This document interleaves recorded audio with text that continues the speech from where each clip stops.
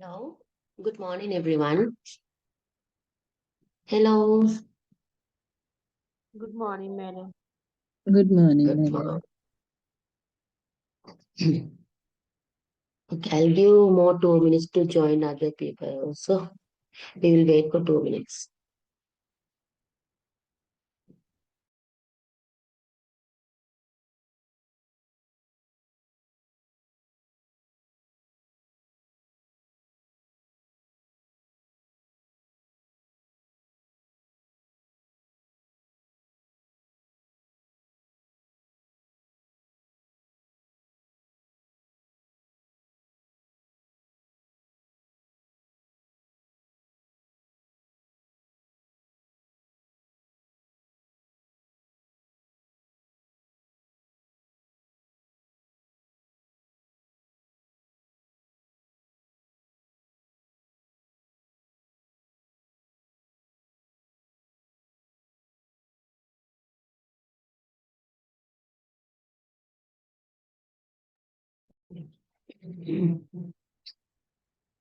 Everyone, can you hear me properly? Yes, madam. Okay. How about last week? Have you gone through the that note?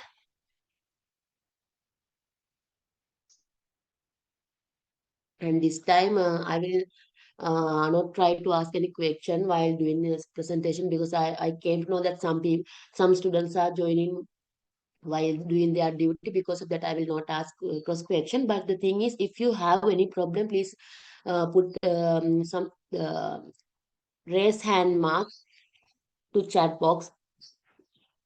If you have any problem, forward to chat box, then I will give answers. I will support to you to solve that problem. Okay.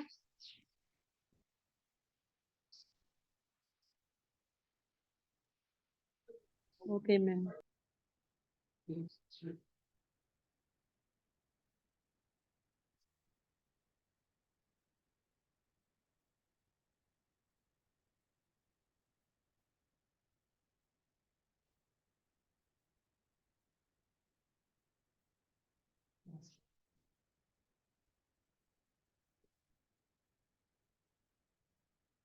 Okay. Then shall we start now? Um, Actually, we have started last week about our uh, session. First topic is there are few topics I have explained to you, and we discuss about those things. And today, relevant to that topic, education psychology, we are going to discuss about adult learning theory. Here, I will cover principle of adult learning, the experiential learning approach to adult learning, reflection adult learning, as well as andragogy, pedagogy, the difference between andragogy and pedagogy, um, human development across the lifespan, I will explain, humanistic school of learning theory, human motivations, learning styles, approach to learning, these subtopic I'll cover under this session.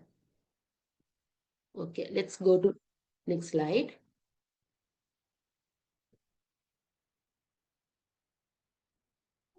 Here, we are going to cover these objectives. At the end of the session, you should be able to have better understanding about what difference between adult and children learning, understand principle of adult learning, as well as better understand the approach to adult teaching and learning process. First of all, I mentioned two words, pedagogy and andragogy. Pedagogy and andragogy, what is this word? Actually, about pedagogy, I have mentioned last time. Pedagogy means the teaching and learning process. Especially pedagogy means methods and process by which children learn. Whenever children learn, we are telling that pedagogy. Andragogy means whatever we are using methods and process by learn to adult. That is andragogy. Here, main activities, pair and share. Let's see the main differences between them. Pedagogy always teacher centers. ඔගොල්ලෝ දැකලා තියෙනවනේ ළමයි pedagogy කියන්නේ teacher කෙනෙක් කියන්නේ චූටි ළමයිට ගන්න ගත්තත් මේ primary school secondary school වගේ ගත්තාම teacher කෙනෙක් හැමතිස්සෙම ඉන්නවා. එයා මේ provide කරන syllabus point ඒ syllabus point වලට අනුව එයා explanations දෙනවා. note එකක් දෙනවා. ඒවා තේරුම් කරලා දෙනවා. ඒවා teacher center. teacher තමයි ළමයිව ඇදගෙන යන්නේ. andragogy කිව්වහම මම දැන් කිව්වා වගේ ඒක adultලට teach කරන්න තියෙන method and process නිසා මේක හැමතිස්සෙම learner center.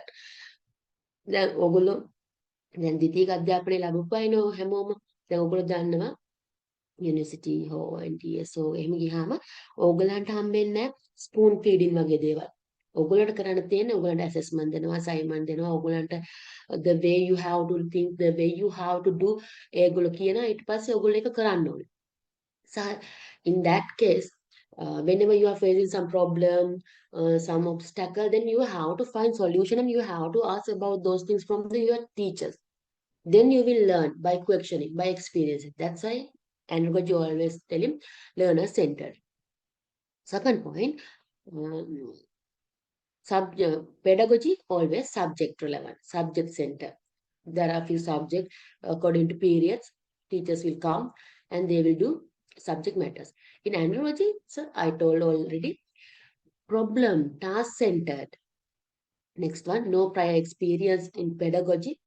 But andragogy, always learner have prior experience. They have already primary education. In pedagogy, actively participate කරන the teachers la.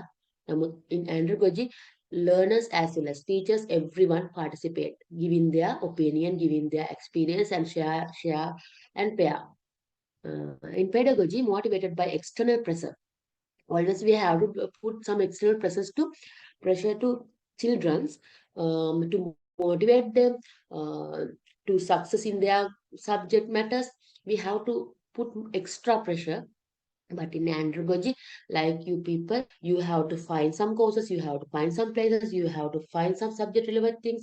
Then by yourself, within self-motivation, with the self-motivations, you will find and doing andragogy process. Which means pedagogy always passive learning, andragogy means active learning.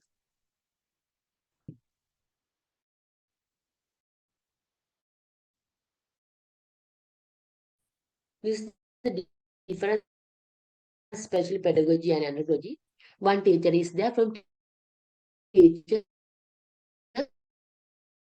that knowledge will go through transfer to children.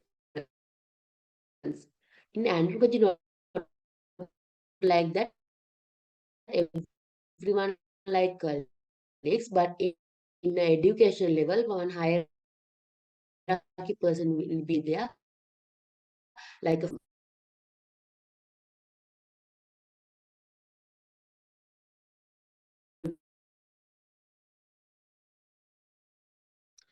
Excuse me, madam, not clear now.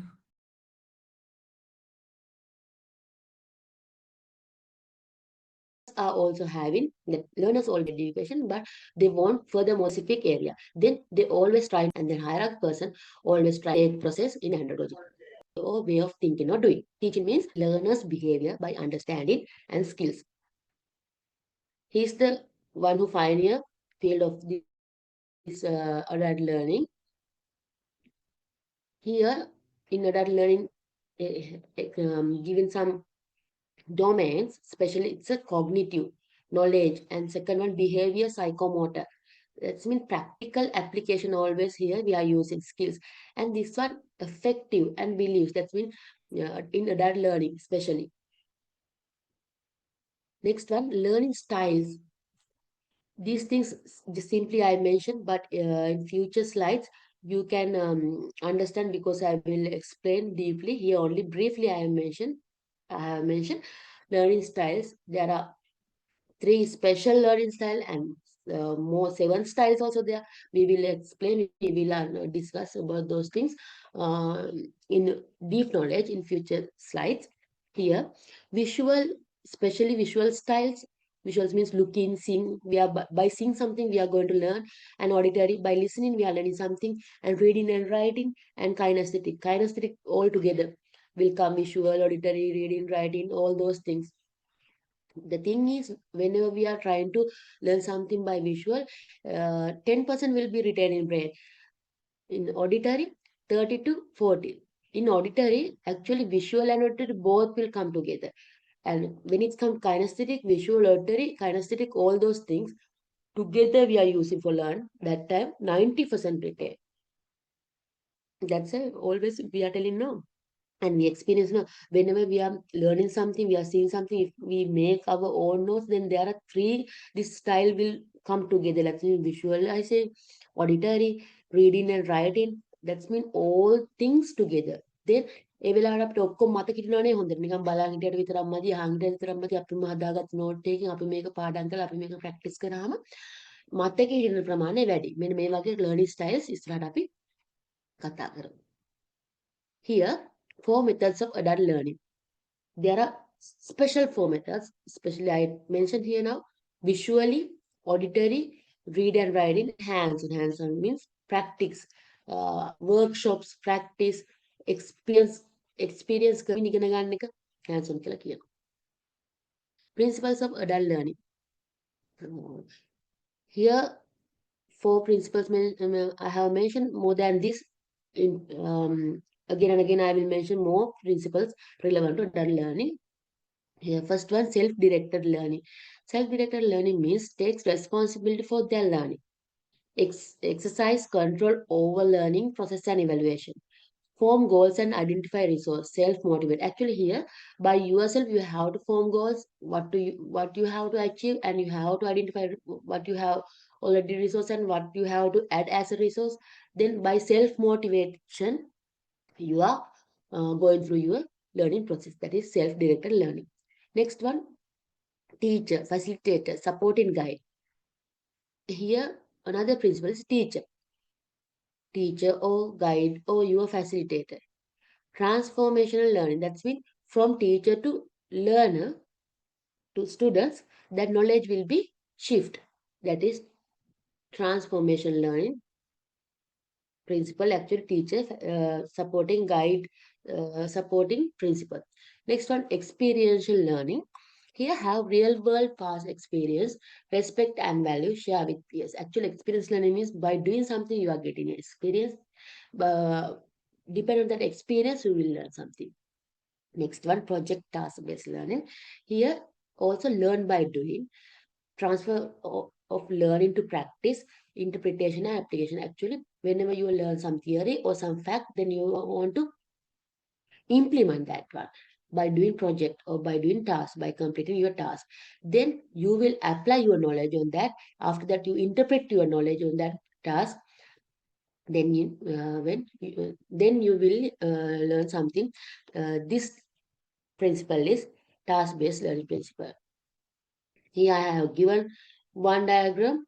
You can see whenever you experience something, that means what you see, what you observe, what you have faced, what you have done in that, then you will, based on that, you will get experience. By that experience, you will get review or information related to experience. That means in your thought process, what you have make based on your experience, that will be reflect. Then you have to apply those things. You have to conclude this in what and how you can do that. After got experience, you have to make thought process on that. After that, you have to conclude how do you implement these things based on your knowledge. After that, after conclusion, after you get conclusion, you can apply those knowledge. That is the adult learning cycle. Here, more principles are there. Collaborative learning, learning groups. Actually collaborative learning always we are doing in our higher studies, group studying. Whenever someone make notes, you will share that notes. After that, whenever you are doing some project, you will share your experience. Whenever someone face obstacle, then that student will be share that obstacles or problem with other peers in your group. That is collaborative learning. Here, pair and share will be work out. Someone observing, modeling about the peers, that's mean colleagues, how they doing, how they experience, how they face to their problem. Then they will learn. That is collaborative learning. Next one, practical learning. Here, with the self-motivation, doing something based on their basic knowledge, what is in it for me, like the practical learning. And here always there is a need something to student to achieve goal, need. Based on that need, their activity drives means make desire to achieve their goals. Uh, that is the theory of practical learning. Next one, problem case based. I think you know about these things. The problem case in some problem while learning, teacher or guide giving some problem to you to solve. Then by solving this problem, you will get knowledge. That is problem case based. Apply learning to solve problem. Actually, when it's come to adult learning theory, adult learning, when you are going to teach to adult, don't tell to what is this, what is that, like the spoon feeding method, don't use those things. Actually, you have to support to them think, support to them how to do, the way of thinking you have to give to them. Then they will think based on that, then they will create something, they will create their own knowledge, then they will face some obstacle, then they will ask from you, I face like this problem. Then you have to ask them, then what do you think? Whenever you are seeing like this problem, what do you think, what to do next? Like that you have to support, not to do, okay, then you do this one, next step, this one, step by step, don't tell to them. They should have to think, they should have to create something to achieve their goals. They never tell us what is this, tell them how and where it works. And next theory is appreciative inquiry. Here, always teach them how to appreciate something. ඔගොල්ලෝ අහලා තියෙනවනේ අර වතුර වීදුරුවක් මැසුරින් තිබ්බහම බාගෙට පිරිච්ච ඊට පස්සේ අහනකොට සමහර ළමයි කියන ඒකේ වතුර භාගයක් නැහැ. කියලා නම් සමහර ළමෙක් ඉන්නේ ඒ භාගයක් පිරලා කියනවා. ඉතින් හැමතිස්සෙම දකින්න ඕනේ what we have got other than what we have lost. Actually, we have to appreciate what we have got. Then you can step by step develop with the positive mind. That's what we are explaining appreciative inquiry. Actually, this is a positive model for helping people, teams, organization and society to develop. Then අපි අඩාර්ලාට teach කරනකොට learning theory වලදී ඒගොල්ලෝ achieve කරන දේවල් මොනවද කියන highlight කරන්න ඕනේ. ඒතර ඒගොල්ලන්ට positive thinking එකක් එනවා. දැන් මම කියනෝනේ මේ දරුවා නම් හොඳයි, හොඳට answer කරනවා, හොඳට වැඩ ටික කරනවා, actively participate කරනවා. ඒ වගේ positive vibe එකක් දෙන්න ඕනේ. යාට positive. එතකොට එයා තව තවත් model up වෙනවා, buckle up වෙනවා, වැඩේ කරගන්න. අනේක තමයි appreciative inquiry කියන්නේ. They can some here, especially in adult learning වලදී අපි කියනවා දෙයක් ඩිස්කවර් කරන්න ඕනේ. ඒ ඩිස්කවර් කරන එක සම්බන්ධයෙන් ඊට පස්සේ ඒක බේස් කරගෙන ඩ්‍රීම් එකක් තියෙන්න ඕනේ. ඉගෙන ගන්න කෙනාට ඒ ඩ්‍රීම් එක බේස් කරගෙන යා ඩිසයින් කරන්න ඕනේ කොහොමද ඒක කරන්න කියලා. ඊට පස්සේ තමයි යාගේ ඉම්ප්ලිමන්ට් ස්ටෙප් එකට එන්නේ. ඒක තමයි adult learning theory එකේදී වෙන්නේ. Okay. What is the barrier we are facing while doing this adult learning? Especially lack of time with facilitator. Here, lot of problem they will face because they are doing their own work with your guidance. Then, as a facilitator, as a teacher, you have to give your time to them to solve their problem, to give your opinion, give your support. But when it's come to time factor, time will be not that much. We are having to give more time to individual to persons. Second one, lack of money for continued training. When it's come to adult learning, lot of learning styles relevant to experiential and practical learning. Then practical learning means it should be continued. Regular you have to do.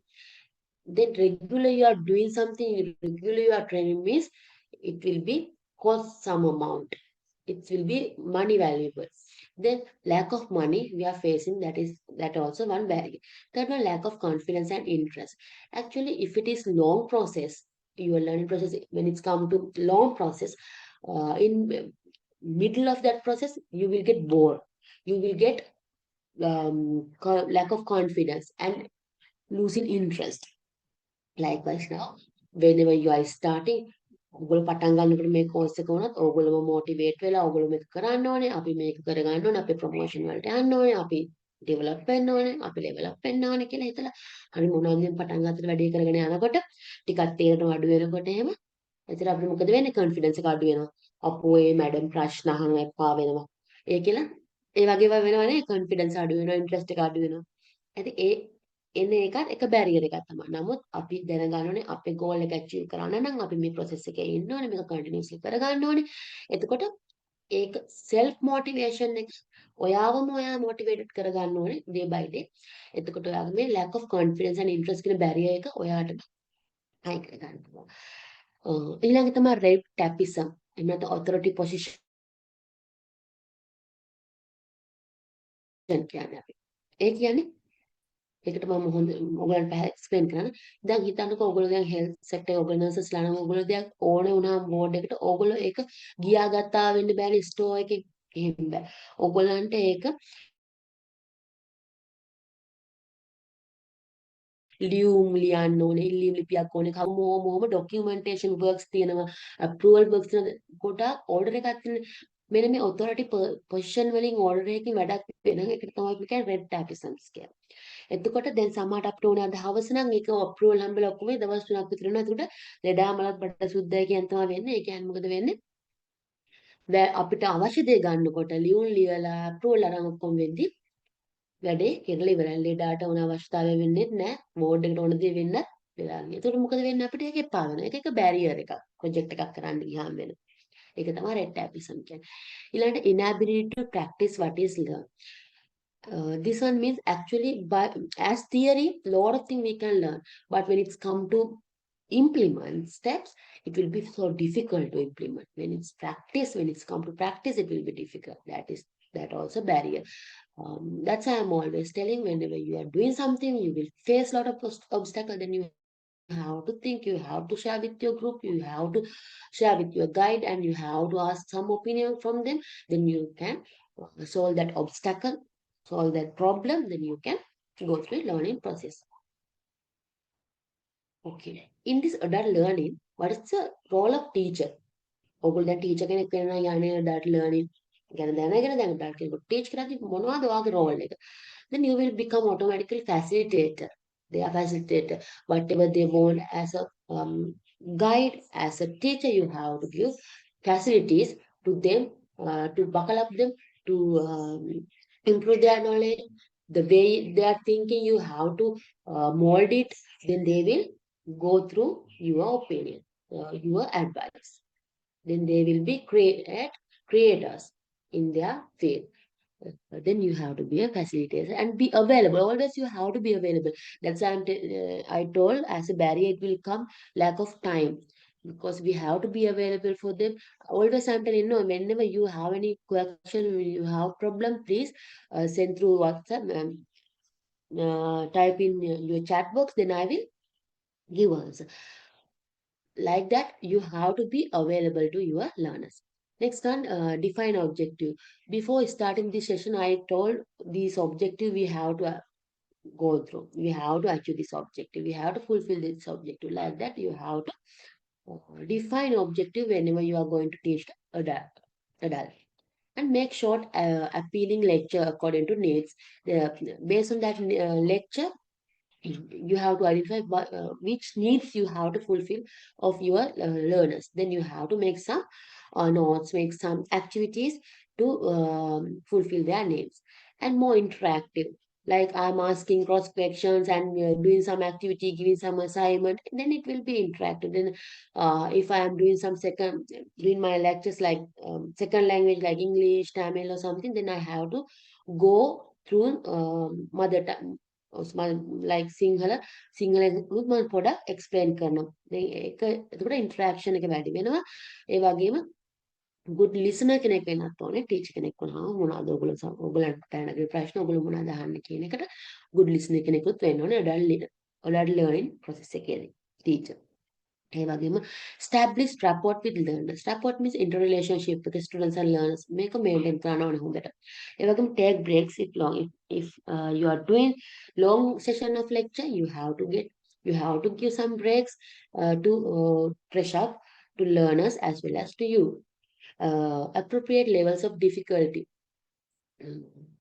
That means you have to motivate them, but not frustrate them.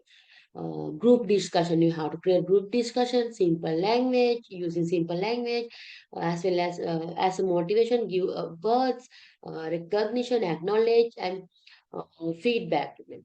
And we have to take feedback from them. Then we can model up our learning styles. And role model, be a role model. Adults learn by example, facial expressions, body language, voice tone. Whenever you are doing your lecture, you have to maintain your facial expressions and body language. Then it will be more attractive. As a teacher, you have to maintain this role and make learning fun. Provide content for self-study and conclusion. Actually, whenever you are going to teach them, you have to make some conclusion. You have to conclude your teaching process at the end of your session. Okay. Here I mentioned a lot of time about experiential learning. When it's come to adult learning, especially experiential learning, we have to follow. Experiential learning means by experience we are learning something. Not only in adult learning, in nowadays, especially pedagogy. In pedagogy also, that's when we are teach to children. Also, we are following this experiential learning theory. Let's see what is the experiential learning theory. Okay.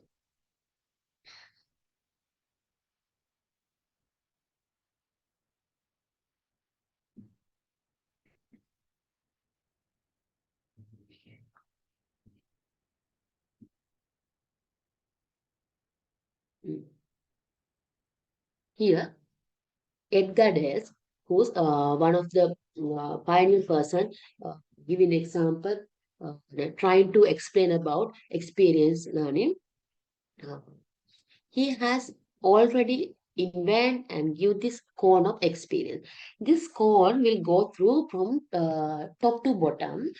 Here top, he has mentioned read, hear, view image, watch videos, attend exhibits and sites. Likewise, he start with the small activities, what we have to go through this experience learning.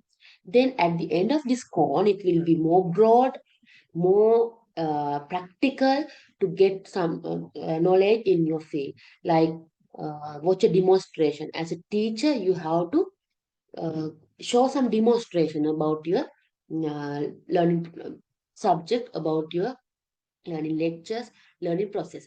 Then participate in hands-on workshop. After that, you have to make some workshop to give practical knowledge to your students. As well as next, design collaborative lessons, simulate, model, or experiential lessons. And finally, design, perform a presentation, do the real thing. This last part will come under analyze, define, create, evaluations. Likewise, in Bloom taxonomy also I explain these things.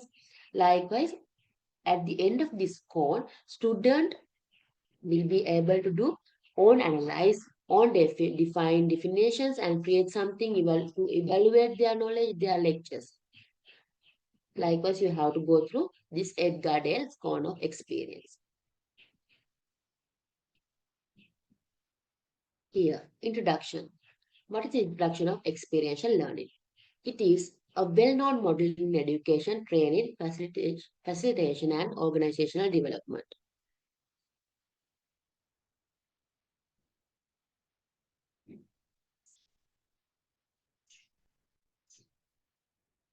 Experiential education is an immersive, participant-focused, active approach to learning that engage learners of all ages, background, and experience level. This thing I think I don't not necessary to explain and waste your time. You can go through these things easily, simple English. You can understand if you have any problem, if you have to solve some problem, arise any problem, you can mention in chat box. Okay. It is effectively used in schools, higher education, therapy, corporate training, and other areas for educational learning, personal development, and skill building.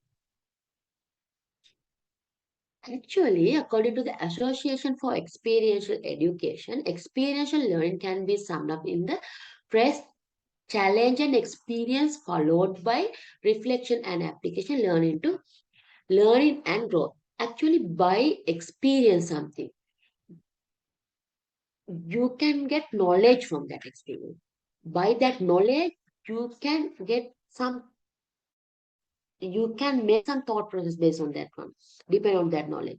Then you can get abstract of that experience.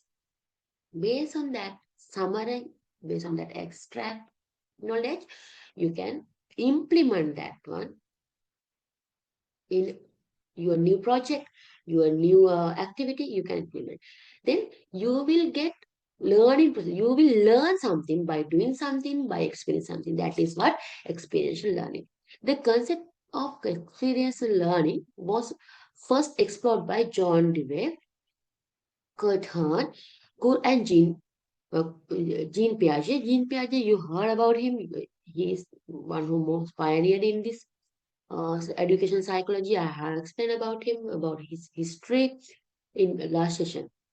Among all those people, these people are more explored about experiential learning. Actually, this experiential learning theory made popular by David A. Coe. Experiential education is one that combines direct experience with focused reflection, builds on past knowledge and experience, requires active involvement in meaning concern. What is those things? Combines direct experience. Actually, when it's come to experiential learning, it's always combines direct experience. Student will get knowledge through experience by doing something.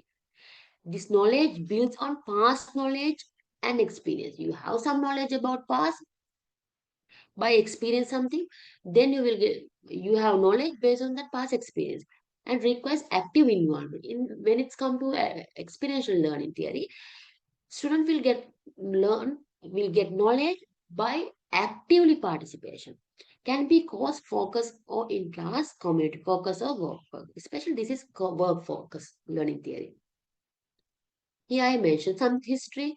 Uh, Go through this in rest time. You will get this recording. Then learn about history. Also, I will here mention a little bit about this. Okay, 1970, 1980, David Cobb, who is the pioneer in this experiential learning. He drew on the work of Dewey, Piaget, and the action research model of Kurt Lewin to develop his famous learning cycle, which saw reflective observation as being a stage in the learning process in which we um, which we uh, learning cycle, which saw reflective observation as being a stage in the learning process in which we strive to understand and conceptualize or interpret in understanding and interpretation of experience. Cobb's learning cycle is widely used in organization and community action learning and participatory research process. Actually මේ Cobb's learning කියන එක පාවිච්චි වෙනවා practically. ඔයගොල්ලන්ට දකින්න පුළුවන්. ඉස්සරහට මම මේක explain කරන්න. Experiential learning draws Carl Rogers claim that self-initiated learning, which involves the whole person as the learner, feeling as well as intellect, is the most pervasive learning. How this experiential learning works, let's see. The basic model of experiential learning cycle is do, reflect, decide. That means you are doing something and get reflection in it, then decide to do something again. Called experiential learning theory, given by Cobb in 1984, defines experiential learning as the process whereby knowledge is created through the transformation of experiences. Knowledge results from the combination of grasping and transforming experience. Actually, he was telling, experiential learning means one thing is you can directly do something and get experience made on knowledge based on that. Second one, you can get some experience by asking by experts. That means in your circle, someone is there, he has experience about some process, then you can share, you can take that knowledge from him, that experience. Based on that, you are learning something, that is experiential learning thing. He especially he has mentioned two words, that's mean grasping. Grasping means you are taking some knowledge by experienced person. Grasping and transforming experience. That means you are getting knowledge, you are getting opinion about something by expert people. Expert means they have experience about that process already.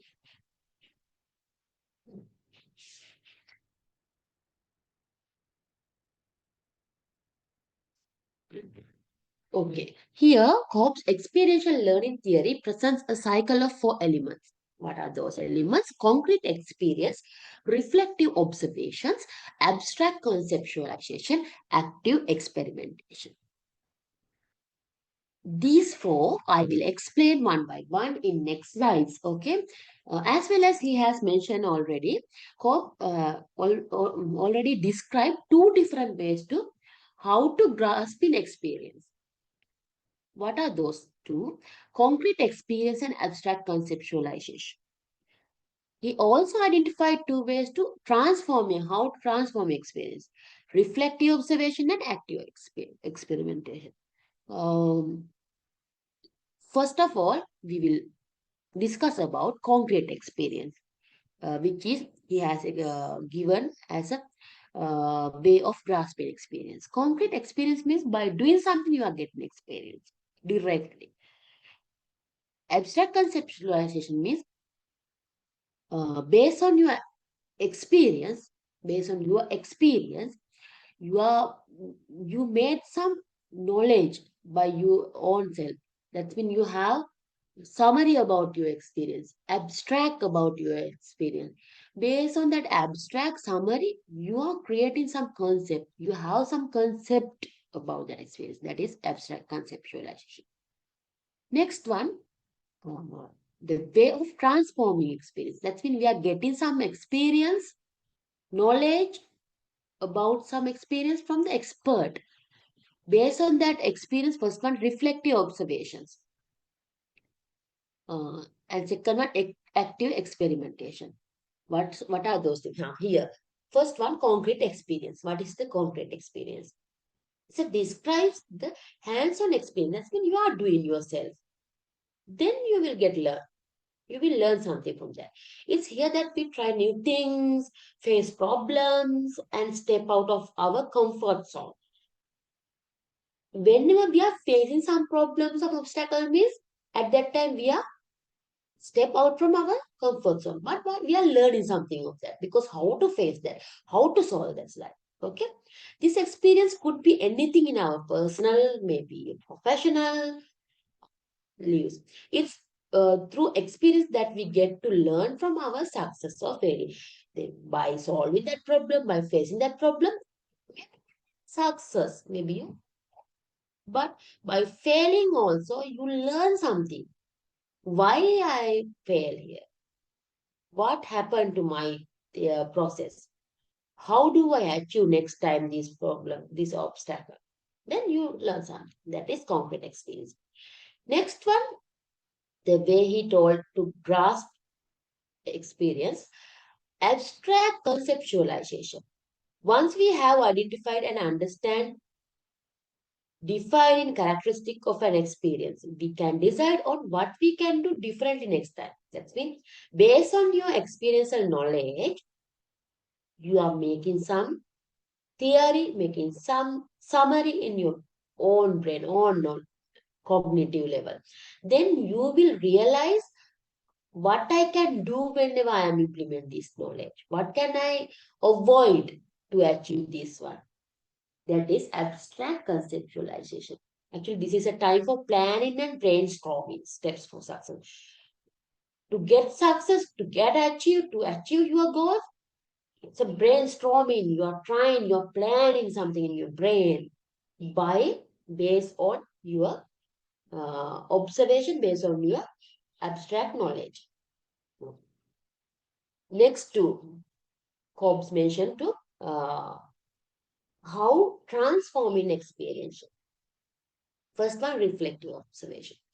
Next, we need to reflect to learn from our experience. The reflect observation phase of the experiential learning cycle is all about reflection on the experiences, which include both action and feeling. It's during this stage that we ponder on the experience. We get to reflect on what went right and what could be improved. It's also a chance to observe how it could have been done differently and to learn from each other.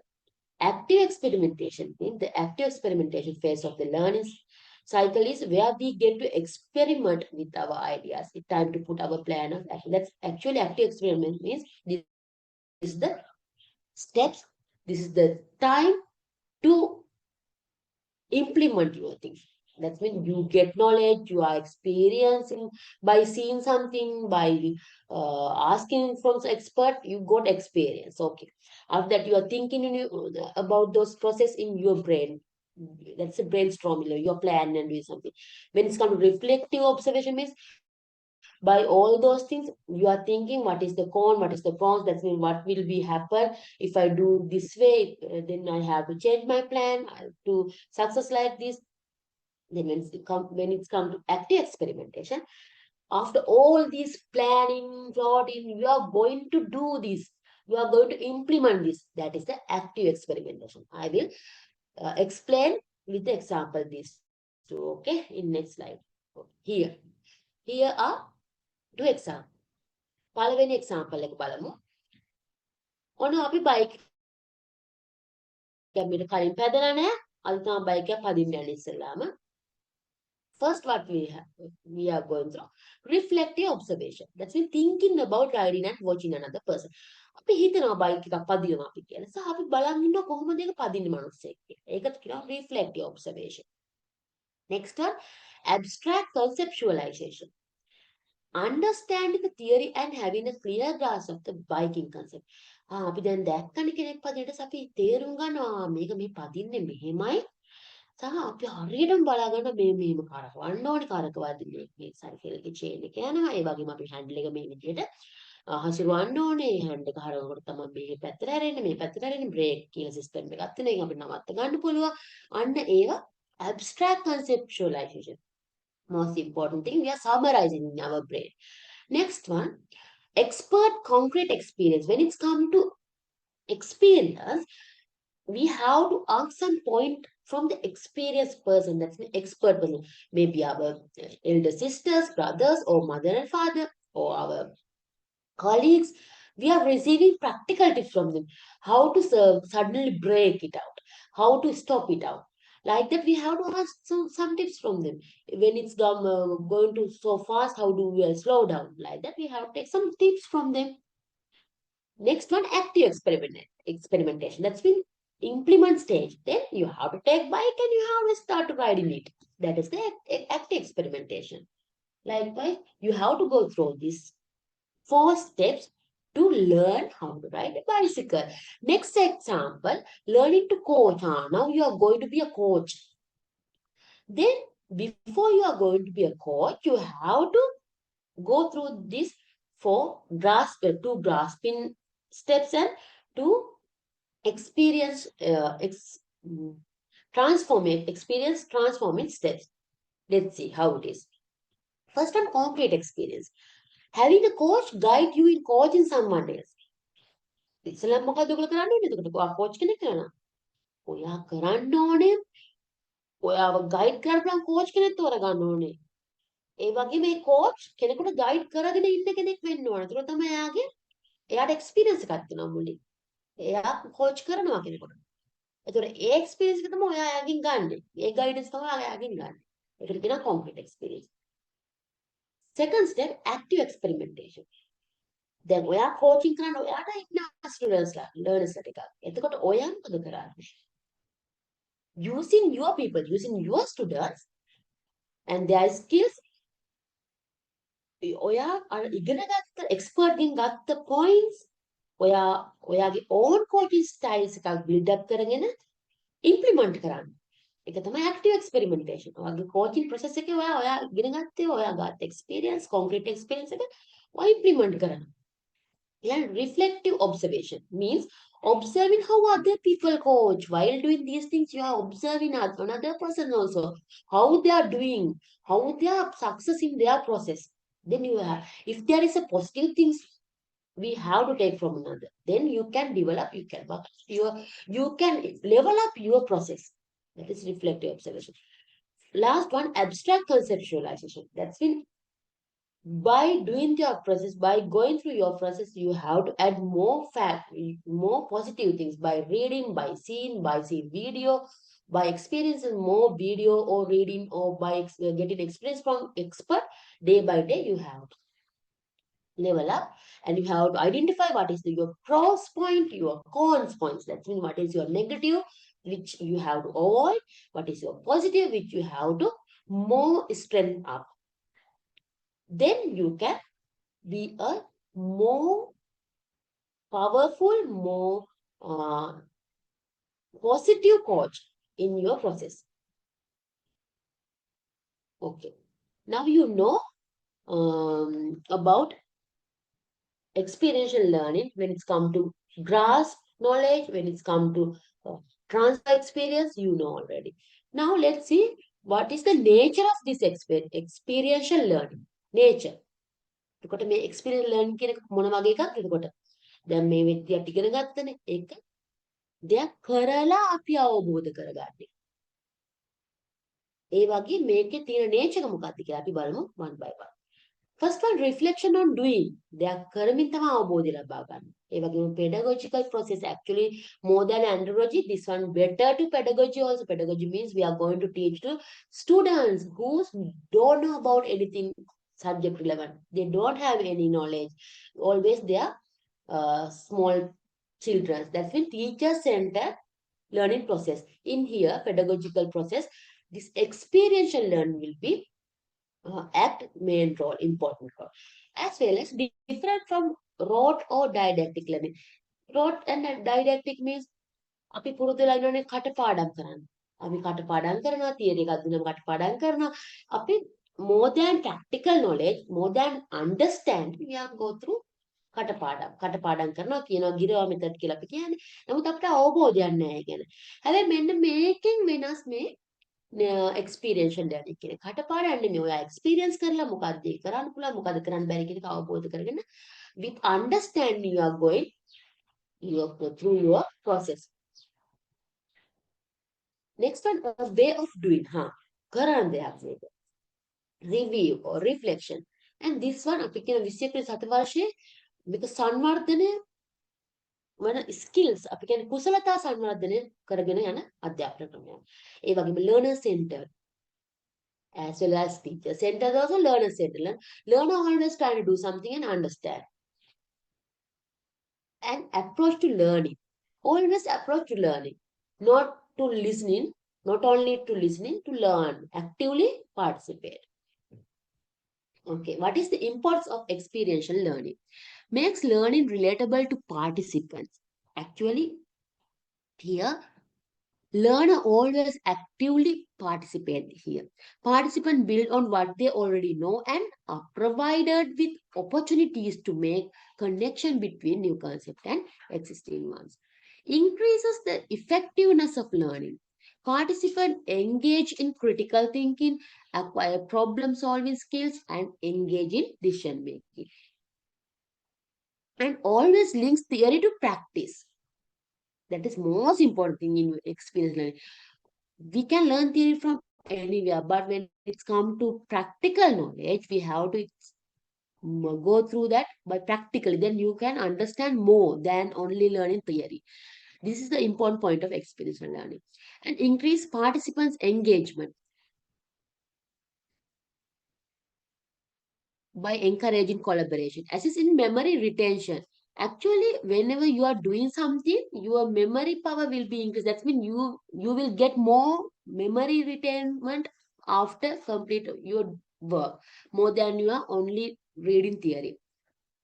Leads to development of skill for lifelong learning by assisting in the acquisition of essential skills and encouraging participants to reflect, conceptualize, and plan for next steps.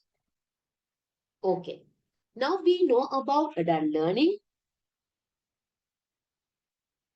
We know about adult learning theory and especially experiential learning theory when it's come to adult learning. Experiential learning theory is the most important thing because adult learning means especially they know already something, they have primary knowledge, primary education they completed. Now they are going to put their steps in a new chapter with basic knowledge. Then they not expect from as a teacher, they not expect from you only teaching theory, only giving notes, only giving explanation, what is this. They are expecting from you how does it work, where it where does it work, when it implements, like that they are expecting more from you. That's why we are we are using experiential learning. Okay, adult learning theory වලට එන්න කලින් අපි දැනගන්න බෑ පුංචි බබෙක් ඉපදුනාට පස්සේ adult වෙන්නේ කොහොමද? ඒක adult වෙනකොට තියෙන process එක මොකක්ද? එයාගේ motor develop වුණාද, sensory develop වුණාද, ඒ අනුව යාගේ mindset එක, යාගේ cognitive activity change වෙන්නේ කොහොමද? ඒවා දැනන් ඉන්න ඕනේ. එතකොට තමයි අපිට අපේ learning process එක change කරන්න පුළුවන්. Based on අපේ teaching process එක change කරන්න පුළුවන් based on their learning level, based on our students. Then we have to understand human development across their lifespan. එකයි මම මේකට එකතු කරේ මේ ගණන්ගේ අධ්‍යාපන ක්‍රියාවලියට බලපන්න කියන එක.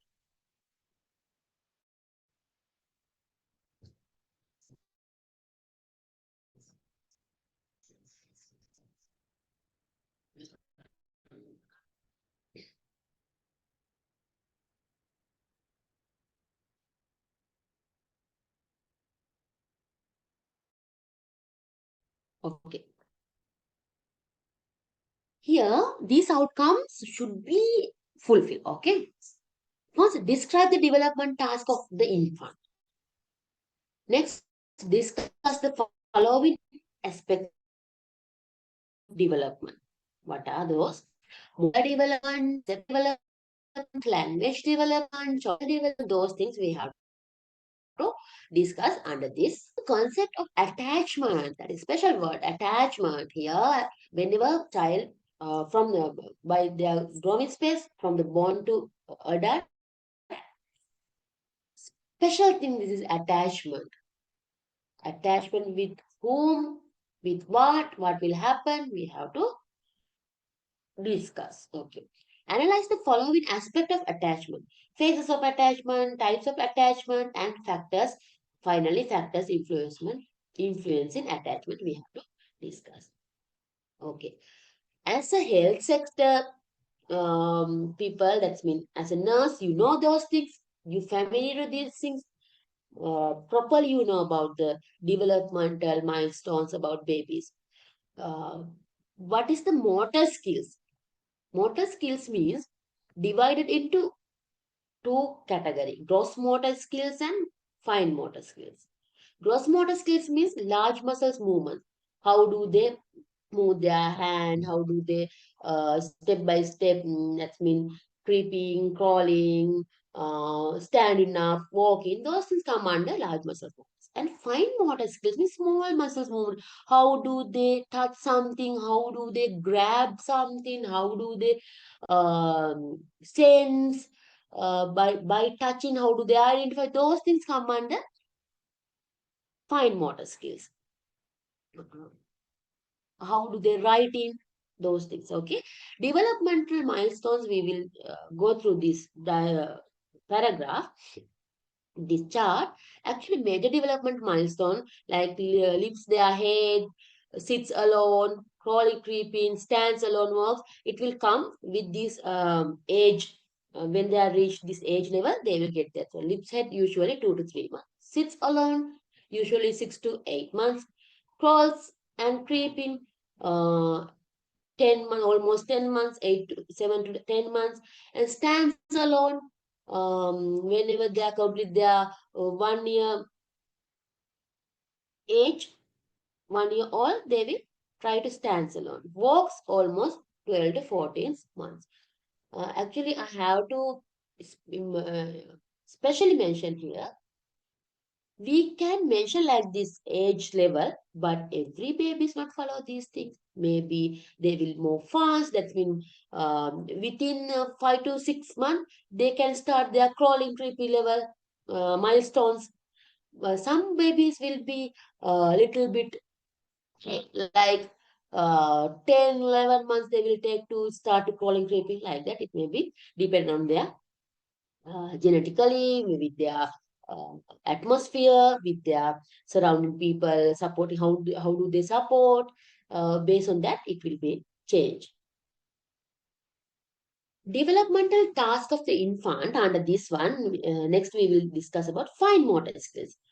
In the first 2 years of life, skills as grasping and reaching will be developed. Hand-eye coordination. That's mean whenever they are seeing something, they are going to touch it. That one also develops in the first 2 years of life. Here I have included one link to video on developmental stage 6 to 8 months. You can go through this link and you can see that one. Actually, I have to highlight here. There are a lot of video regarding these theories, regarding these facts you can find in YouTube. Whenever you are getting free time, go to that video. Actually, you can listen something, then you can learn that percentage less comparatively when you have seen something, then you are learning. That's why I am suggesting always go through videos and experience that video, then make your own notes, make some points, make some facts. It will retain more percentage that only you are listening to my lesson or another one lessons. Next one, motor development. It's the development of an infant's ability to move their arms and legs. Actually here, large motor action develop. Large motor action developers, they lift their heads, roll over, sit, crawling, and eventually they will start walk. Fine motor movements also develop gradually. At first, the infant grabs on object with the wild hand and in time holds the object between fingers. As the sensory functions As the sensory function and fine and large motor system becomes integrated, more complex action are possible. Actually, බබා දැන් ලොකු වෙනකොට ඉස්සලා මෙයාලා අතපය හොල්ලන්න ගන්නවා, දන ගන්නවා, රෝල් වෙනවා, හිට ගන්නවා මේ එක්කම එයාලගේ දැන් ඉස්සලා මේගොල්ලෝගේ motor develop වෙලා පස්සේ sense develop වෙන්නේ නැහැ. Fine motor කියන්නේ motor action develop වෙලා පස්සේ fine motor action develop වෙන්නේ නැහැ. මේ ඔක්කොම collectively වේගෙන තමයි යන්නේ. දැන් බබෙක් ඉස්සලාම මූව් කරනවා අතපය වගේම ඒ එක්කම එයා පොඩ්ඩක් ඇහෙන් දක්න දේ ටච් කරන්න පටන් ගන්නවා. ඊට පස්සේ ඇඟිලි වලින් අල්ලන්න පටන් ගන්නවා. ඊට පස්සේ ඇඟිලි අතර රඳව ගන්න බලන්න. මේ වගේ මේක ඉන්ටග්‍රේටඩ් ඇක්ටිවිටි එකක් විදිහට මෙයා ඩෙවලොප් වෙනවා. Here I have given one continue of development. Actually බබෙක්ගේ development chart එකක් දීලා තිනවා. ඔයගලන්ට ඒක දකින්න පුළුවන්. ඒගොල්ලන්ගේ age එකට relevantly කොහොමද ඒගොල්ලෝ stage by stage ඒගොල්ලන්ගේ development එක වෙන්නේ කියලා. ඒකලා අපි දැන් මේ motor එයාගේ motor development එකනේ බැලුවේ. එයාගේ sensory development එක කොහොමද කියලා බලනවනේ. ඒව බලන්නේ කොහොමද? ඔයගොල්ලෝ nurses ලා විදිහට ඔයගොල්ලෝ හොඳටම දන්නවා reflex කියලා දෙයක් අපි check කරනවා බබාලාගේ නේද?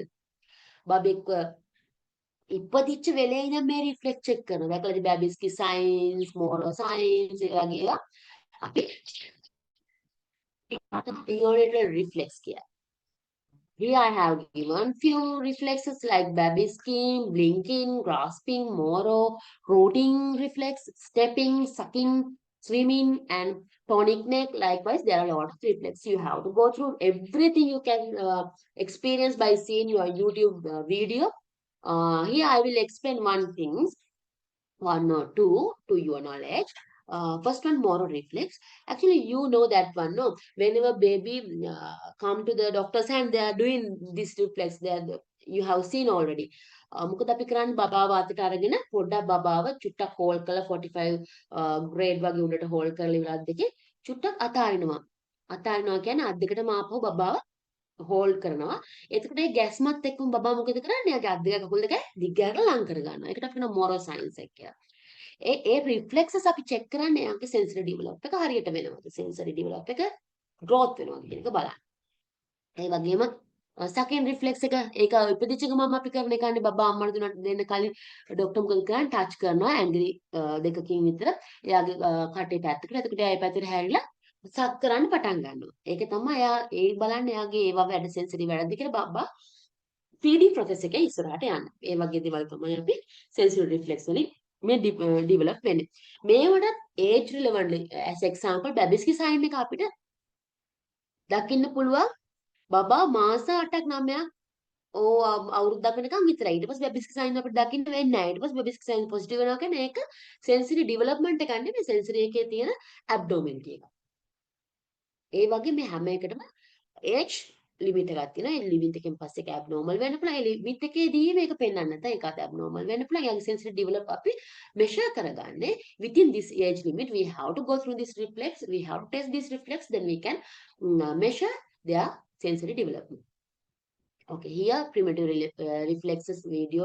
I have mentioned this link. You have to go through this link and you have to see what are those things. Then that knowledge retain more than only you are listening to this. Okay, next one. Their life අපි දැන් මේගොල්ලෝ මේ life යන ජීවිත කාලේ කොහොමද සංවර්ධනය වෙන්නේ කියලා මේ කතා කරේ කොහොමද මොටර් ඩෙවලොප්මන්ට් එක කොහොමද සෙන්සර් ඩෙවලොප්මන්ට් එක කියලා ඊට පස්සේ ඒ වගේම අපි දැන් අපිට රිලෙවන්ට් අපි යන්නේ සයිකොලොජිකල් এডুকেෂන් පැත්තනේ අපි කොහොමද ඒ දරුවෙක්ගේ emotional personality and social development එක වෙන්නේ කියන එක දැනගන්න ඕනේ. Actually here infant temperament ඒ කියන්නේ එයාලගේ තියෙන අවබෝධය කොහොමද කියන එක. පුද්ගලානුබන්ධ අවබෝධය infant temperament එක ගැන මේකෙදි කතා කරනවා. ඒ වගේම මේ පුංචි කාලේ ඉඳන්ම තමයි මේගොල්ලන්ගේ personality development වෙන්නේ. Foundation of personality development from the born to adolescent level and go through their lifespan. This personality will be depend on their child experience and all. Refers to individual difference in babies in attention, arousal, and reactions to the environment, like routine changes and new situation. Based on that new situation, daily routines, environment, one by individually babies will be change their emotionally, personality wise, and social wise. Mostly a result of genetic factor. Actually, it's a main factor to influence their emotion and personality. This genetically, individually, they will be different in between each one based on their genetical factor. Very little to do with good or poor caregiving. That's it. To their build up emotionally, personality wise build up කරන්න අපි යාට ලොකු දේවල් කරන්න පුංචි පුංචි දේවල් තමයි කරන්න තියෙන්නේ. ඒ වගේම මේගොල්ලන්ගේ මේක personality වෙන්න, ඒක emotionally mal develop වෙන්න, socially mal develop වෙන්න පුංචි දෙයක් බලපාන්න පුළුවන්. ඒ දරුවගේ අනාගතේම මේක වෙනස් වෙන්න. Physical and cognitive growth are not the only aspect that are important. People to be explored, feeling to be experienced, and relation to be formed. Actually, අපි දැන් කතා කරන මේ brain එකේ development එක, physical development එක විතරක් නෙමෙයි වැදගත් වෙන්නේ. ඊට වඩා මේ emotionally මේ දරුවෙක් emotionally කොහොමද develop වෙන්නේ, socially කොහොමද develop වෙන්නේ කියන එක හරිම වැදගත් දෙයක්. ඒ වගේම all of these contribute towards an individual personalities.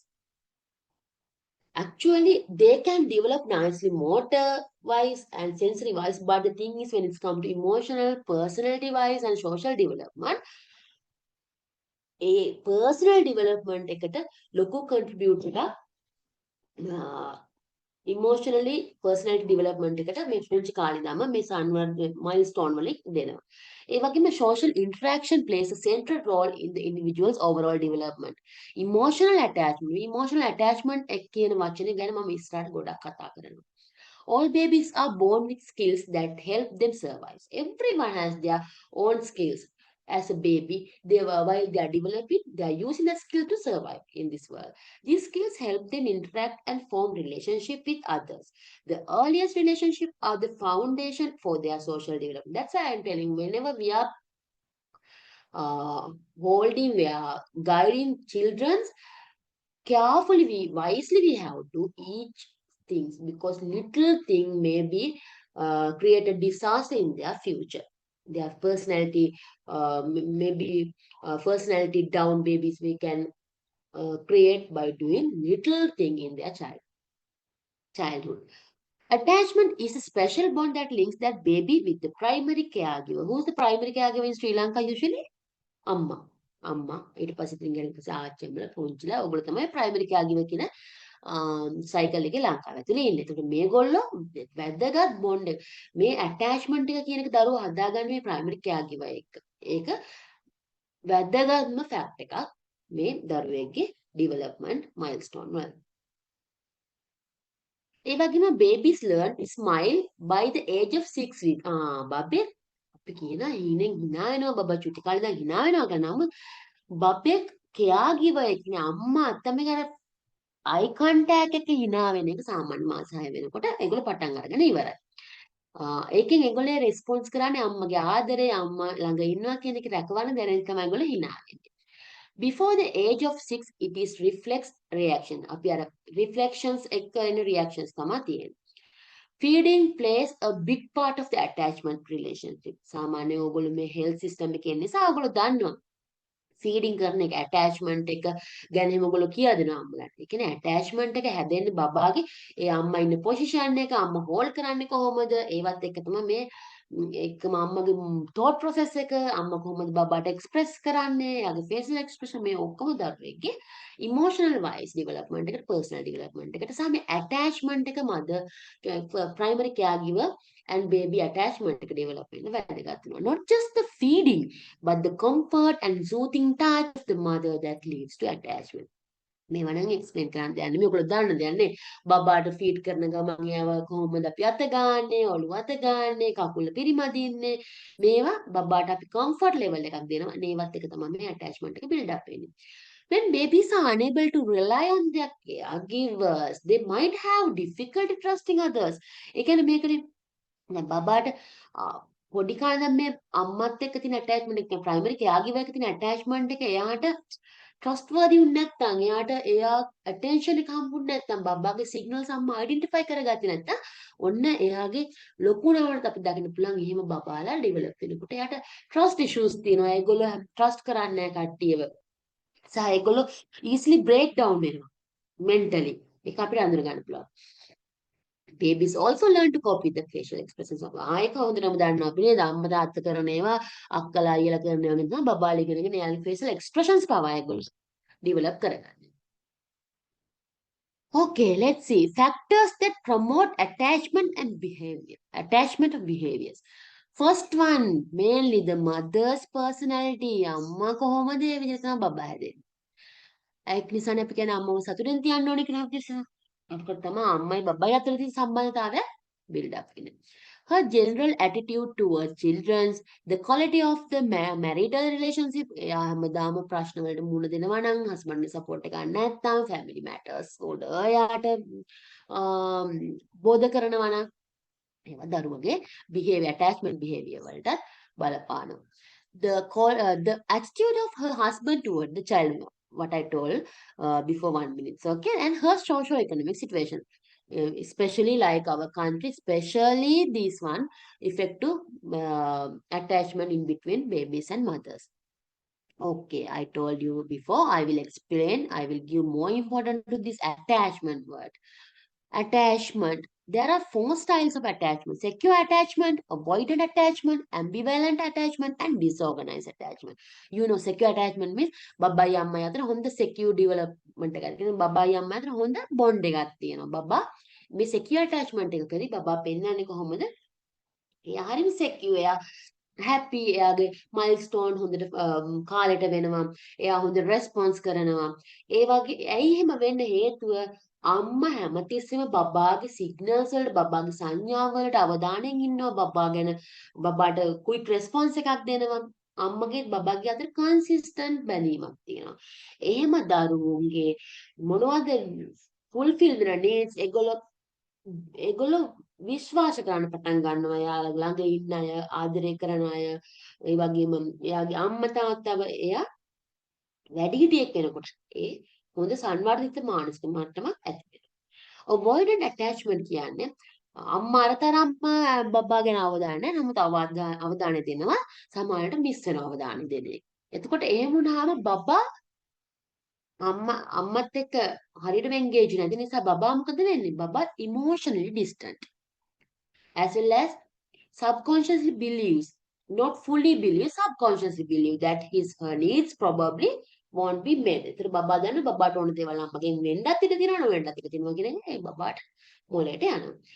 ambivalent attachment කියන්නේ මේකෙදි බබා හැමතිස්සම anxious එයා බය වෙලා යනවා අඬනවා එයා not happy mood lot of time මේ වගේ බේබිලා disturbance emotionally. ඇයි ඒකට හේතුව අම්මා ගෙන් වෙන්න ඕනද අම්මගේ ඇටැච්මන්ට් අම්මගේ අවධානය දරුවට ලැබෙන්නේ නැති නිසා සමහරවල් ලැබෙනවා ගොඩ වෙලාවට ළමයා නෙග්ලෙක්ට් වෙනවා. එහෙම වුණාම they cannot rely on her needs බබා දන්න එයාට ඕන දේවල් වෙන්නේම නැහැ කියන එක. ඒක නිසා තමයි බබා හැමතිස්සෙම බයෙන් ඉන්නවා, තරහෙන් ඉන්නවා, අඬනවා ඒ වගේ. disorganized attachment කියන්නේ මේකෙදි බබා always depressed. More than තරහවින් ඉන්නවාට කරනකොට බබා depressed, angry and completely passive and not responsive. බබා response දෙන්නෙත් නැහැ. ඒ වගේම ඇයි මෙහෙම වෙන්න හේතුව බබා දන්නවා බබා දන්නේ අම්මගේ අවධානය එනවා දන්නේත් නැහැ නොලැබෙන බබා confused. එතකොට බබාගේ මානසික මට්ටමත් confused. එයා දන්නවා ඇඬුවට හම්බෙයිද නැද්ද කියනවත් එයා දන්නේ නැහැ. ඇයි එහෙම වෙන්න හේතුව අම්මයි බබායි අතර තියෙන සම්බන්ධතාවය ගොඩක් දුර්වලයි. අම්මා බබාට අවධානය දෙන්නෙම නැති තරම් අම්මා බබාව බය කරනවා. අපි කියනනේ බබාලා බය කරන්න ඉදි කරවන්න එපා, බබාලා ත්‍රෙට් කරන්න එපා කියලා අන්න ඒකයි කියන්නේ. ඒකට තමයි මේ disorganized attachment එක ඇති වෙන්නේ. Here, characteristic of secure attachment as children and when they are developed as adults, what will come out as a results? I am trying to give in this chart. Okay. In secure attachment, able to separate from parents. Secure attachment, they can separate from parent with confidence. When it's come to adults, have trusting, lasting relationships, extra. Okay. They have lasting, so long relationships and all because their trust build up already while they are going through development in their childhood. And seek comfort from parents when frightened. And return of parents is met with positive emotions, prefers parents to strangers. They always prefers parents instead of strangers. When it's come to adults, tend to have good self-esteem, comfortable sharing feelings with friends and pair partners, and seek out social support. When it's come to in children, as children may avoid parents, as adults may have problems with intimacy,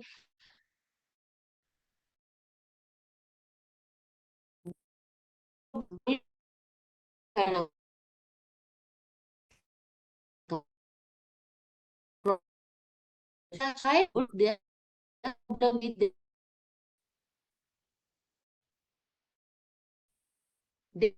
problem with their does or control parents. Invest little emotion, social and romantic, not and no prefer partner and stranger. Like secretary.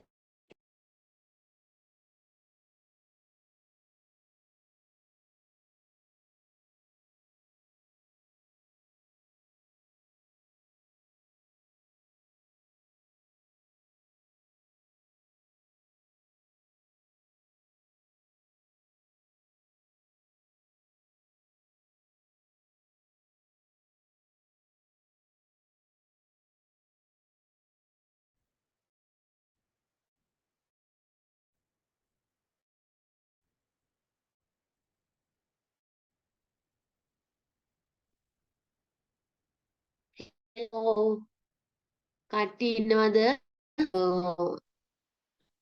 Connection එක disturb වුණා. නේද කට්ටියට දැන්? Yes, Oh, ma'am. madam.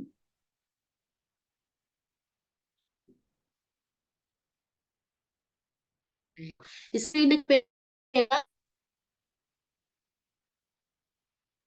No, madam. That's පේනව නේද? හ්ම්.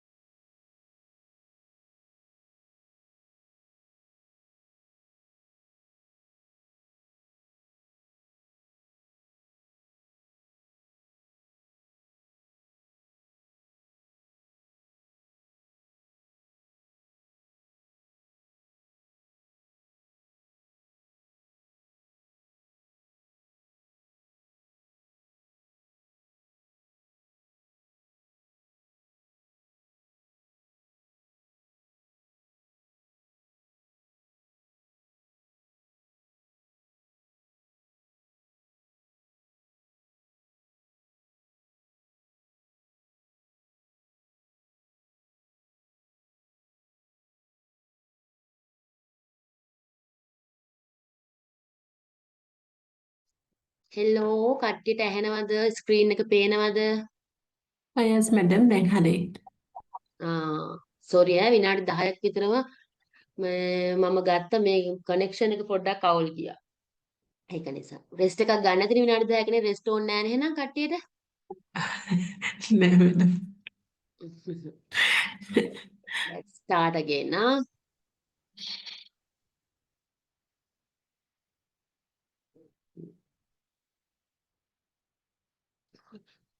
Okay, when it's come to disorganized attachment, characteristic of disorganized attachment, what will be it? Okay. අවුරුදු එකේදී බබෙක් පෙන්නනවා show a mixture of avoidant and resistant behaviors. A බබාම when they are build up to age 6 may take on a parental role. Then that means they are going to behave like a parent. Whatever parents doing something unorganized, that's mean make them unhappy, whatever that activity, whatever that role, they are starting to do like these things. Then at age first may seems they is confused or apprehensive. Baba අපිට දකින්න පුළුවන් confused බබෙක් කියන්නේ එයා response දෙන විදිහෙන් අපි බලන්න පුළුවන්. ඒ බබාම age 6 වෙනකොට some children act as a caregiver towards the parents. This attachment you can see through this link. There are a lot of video, you can see those things. Okay, next one, speech and language development. While going this development process, speech and language development, basic thing, special main thing actually, we can measure, we can see from the babies. Begins with the sound that babies make when they are born. Speech takes place in a sequence. First sound, babar, වගේ සද දාන එකට අපි කියන්නේ cooing sound කියලා. Consonant sounds at 5 months of age. By 8 months, babies keep quiet when somebody talks to them. ඒ වගේම at 1 year අවුරුද්දක් වෙනකොට බබා මාස 8ේදී මොකද කරන්නේ බබා කවුරුරි කතා කරනකොට එයා කොච්චර සද්දද හිටියත් එයා සද්ද නවත්තලා ඒකට ඇහුම්කන් දෙනවා වගේ එකක් කරනවා මාස 7-8 වෙනකොට.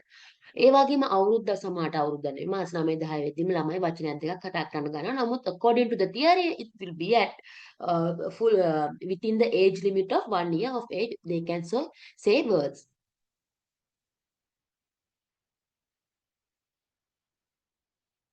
Okay.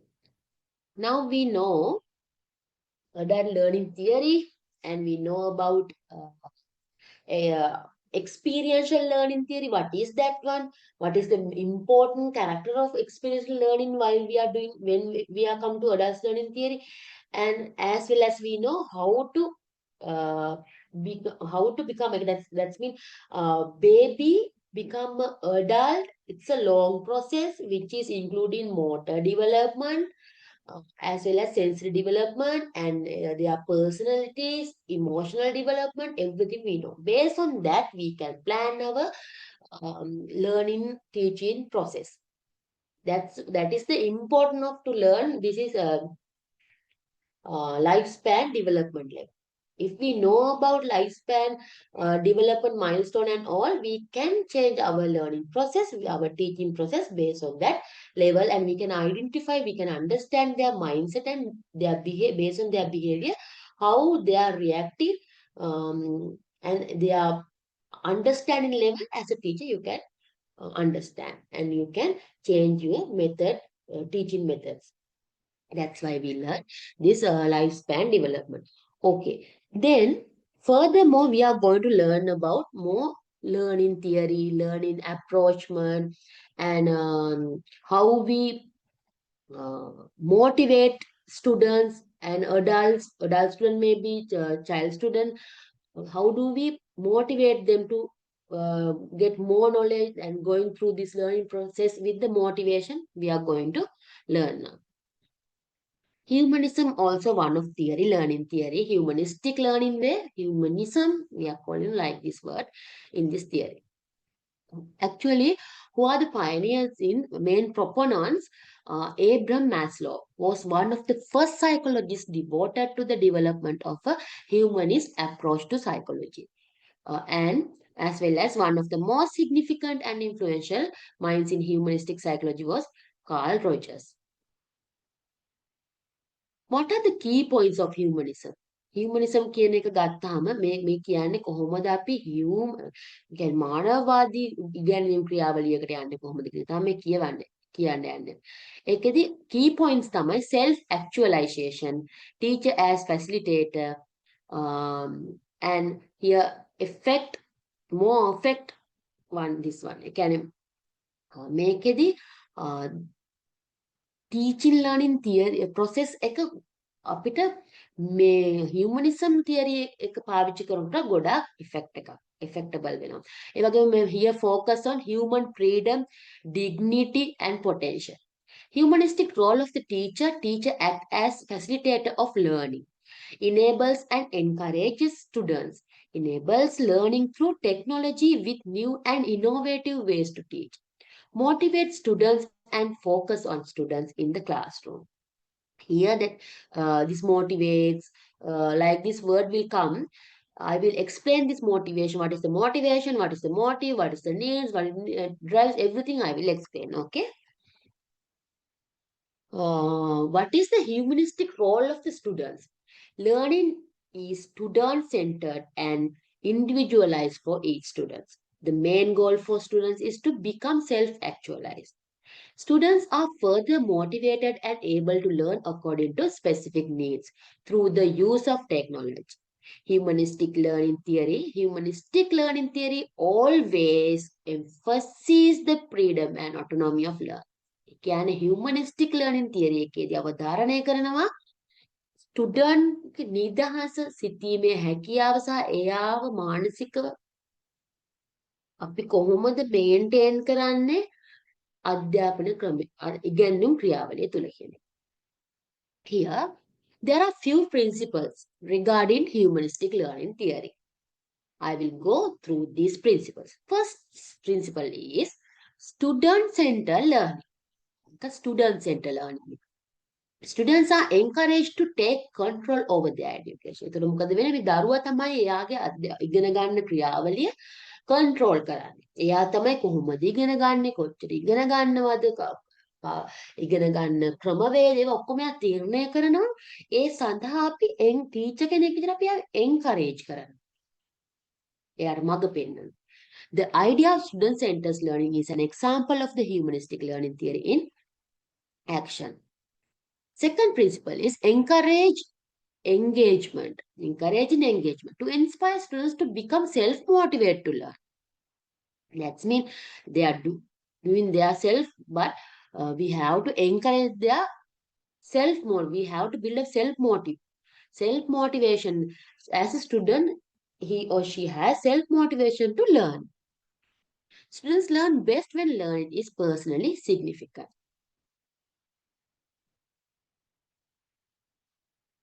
The principles of humanistic learning. Next principle is self-evaluation. Humanistic educators help students perform self-evaluation.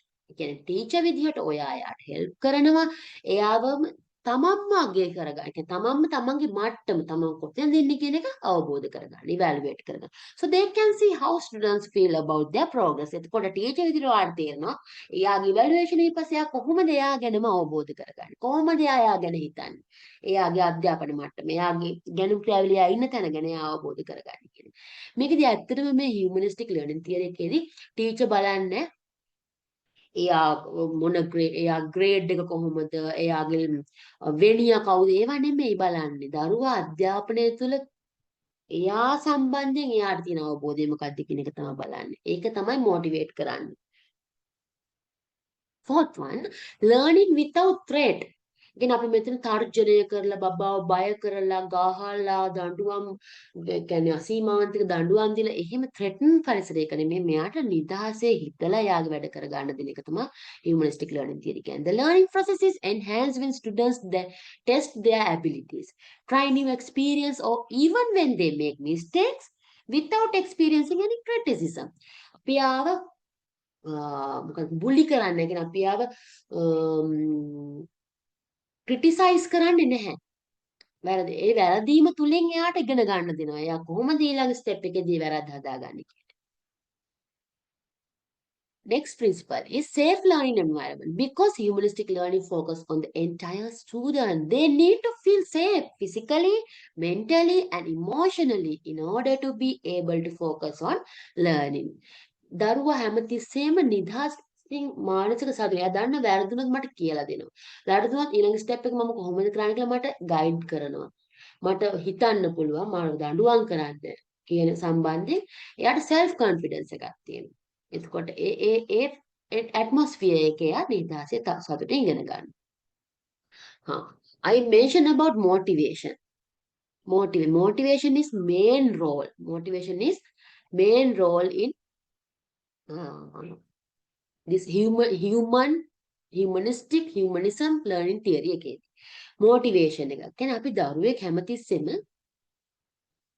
motivate කරන්න ඕනේ එයා තුලින්ම අධ්‍යාපනයට කැමැත්ත, ඉගෙනුම් ක්‍රියාවලියට කැමැත්තක් ඇති වෙලා එයාම ඒ ක්‍රමවේද හොයාගෙන එයාම අධ්‍යාපනය තුළ ගමන යන්න මොටිව් කරන්න ඕනේ. ඒක තමයි ඔය හියුමනිස්ටික් ලර්නින් තියරි එකේ ප්‍රධාන වශයෙන් ගන්න.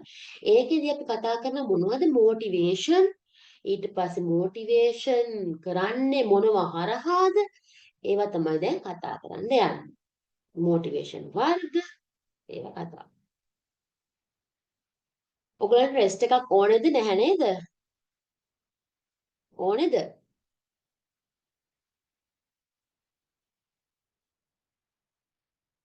ඕනේ නම් thumbs up එකක් දාන්න ඕනේ නා chat box එකේ. එහෙම නැත්නම් කතා කරලා කියන්න රෙස්ට් එකක් ඕනේ කියලා.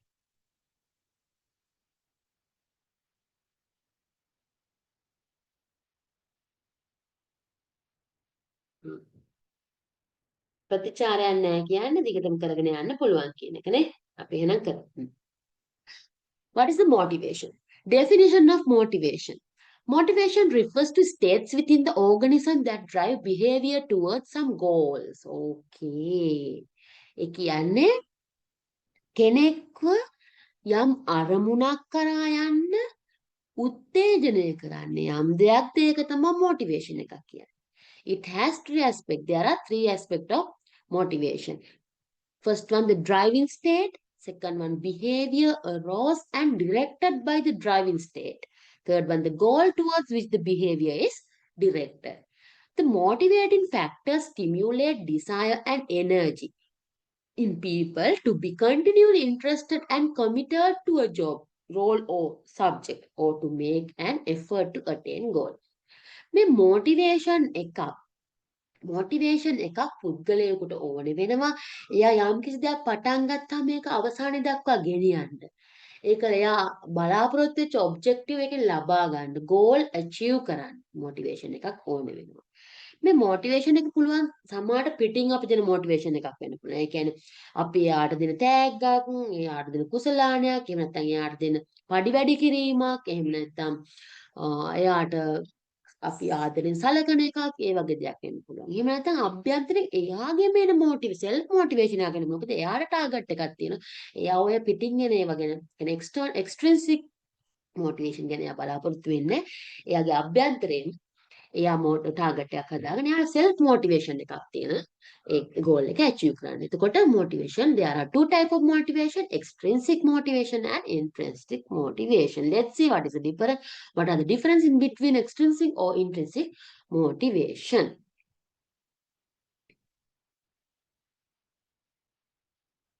Okay. Extrinsic motivation comes from external sources. Extrinsic motivation comes from external sources. Could be monetary rewards and trophies, good grades or thoughtful comments. Like these things will be extrinsic motivation. සාමාන්‍යයෙන් අපි දරුවෙක්ව extrinsic motivate කරන්න එයාව in front of whole class we can praise them, we can give star marks, we can give a round of applause, like this thing. Otherwise we can give rewards, medals, certificates, something we can give to motivate them. Intrinsic motivation means motivation driven by interest. Self interest එකක් තියෙනවා දෙයක් කරන්න. තමන්ගේ කැමැත්තත් එක්ක ඇති වෙන එක. Comes from inside of an individual than any external reward. A person doesn't work in expectation of an external reward. He may or may not be rewarded, but he works because such external rewards are not enough to keep someone motivated. Actually, මේ motivation වර්ග දෙක ගත්තාම ගොඩක්ම වැදගත් වෙනවා මේ intrinsic motivation කියන එක. හැබැයි ඉන්ට්‍රින්සික් මොටිවේෂන් එක එන්න සමහරවිට එක්ස්ට්‍රින්සික් මොටිවේෂන් එකක් බලපාන. අපි හිතන්නකො දරුවෙක් ජීවිතේ දකින දේවල් වලින් එයාට සමහර දරුවෝ හිතනවා එයාලා මූලික අවශ්‍යතා ලැබෙන්නේ නැතිනම් ඒවා ෆුල්ෆිල් කරගන්න එයාලා ටාගට් හදාගන්න දරුවෝ ඒගොල්ලන්ගේ කතාගෙන අපි ඕන තරම් කරලා එතකොට එයා සෙල්ෆ් මොටිවේට් ෆස්ට් එයා එක්ස්ටර්නල් මොටිවේෂන් එකක් විතර දැක්කලා ඒක තමන්ට අඩුපාඩු තමන් කරගන්න ඕනේ කියලා හිතනවාම අභ්‍යන්තරයෙන් එයා තුල මෙයා සෙල්ෆ් මොටිවේෂන් එකක් හදාගන්න ඉන්ට්‍රින්සික් මොටිවේෂන් එකක්. එතකොට එහෙම අය සාමාන්‍යයෙන් අර බාහිර මොටිවේෂන් වලට වඩා එක්ස්ට්‍රින්සික් මොටිවේෂන් වලට වඩා තමන් ඇතුළෙන්ම මොටිවේෂන්ස් හදාගත්ත කෙනෙක් ඒක සක්සස් කරගන්න රේට් එක වැඩි සෙල්ෆ් මොටිවේෂන් වල ඉන්න අය.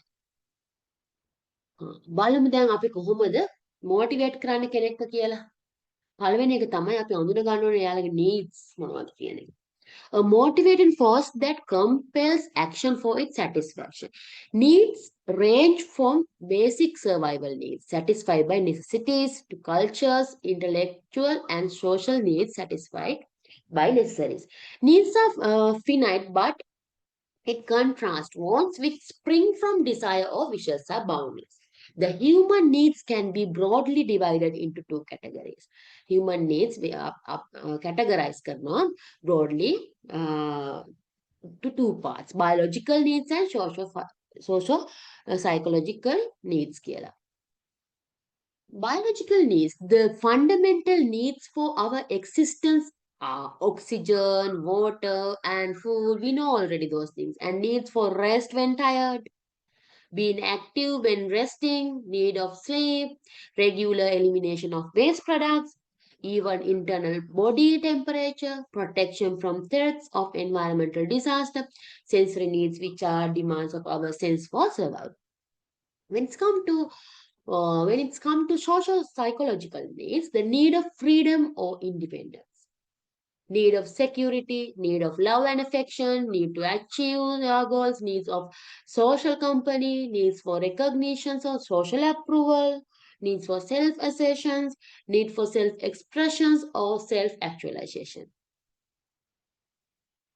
Okay, what is the drive? The need ගැන දන්නවා, need කොටස් දෙකකට බෙදෙනවා. මිනිස්සෙකුට තියෙන කියන්නේ biological and social ඒකල ඒ needs fulfill කරගන්න තමයි අපි ඒ needs වලට support එකක් දෙනකොට අපිට ඒව motivate කරන්න පුළුවන්, motivation එකක් දෙන්න පුළුවන්. ඊළඟට බලමු මේ drives කියන්නේ මොකක්ද කියලා. drive එකක් කියන්නේ ඇත්තටම කෙනෙකුට තියෙන need එක සම්පූර්ණ කෙනෙකුට තියෙන අවශ්‍යතාවය සම්පූර්ණ කරගන්න. එයාට තියෙන ආශාව කොච්චරද කියන එක තමයි මේ drive. ඒ ආශාව නිසා ඒක සඳහා එයා ගන්න වෑයම තමයි drives එක කියන්නේ. A drive or desire can be described as a deficiency or need that activates behavior that is aimed at a goal or an incentives. I will explain what is incentive in next slide. Okay, basic drives could be sparked by deficiencies such as hunger, which motivates a person to seek food.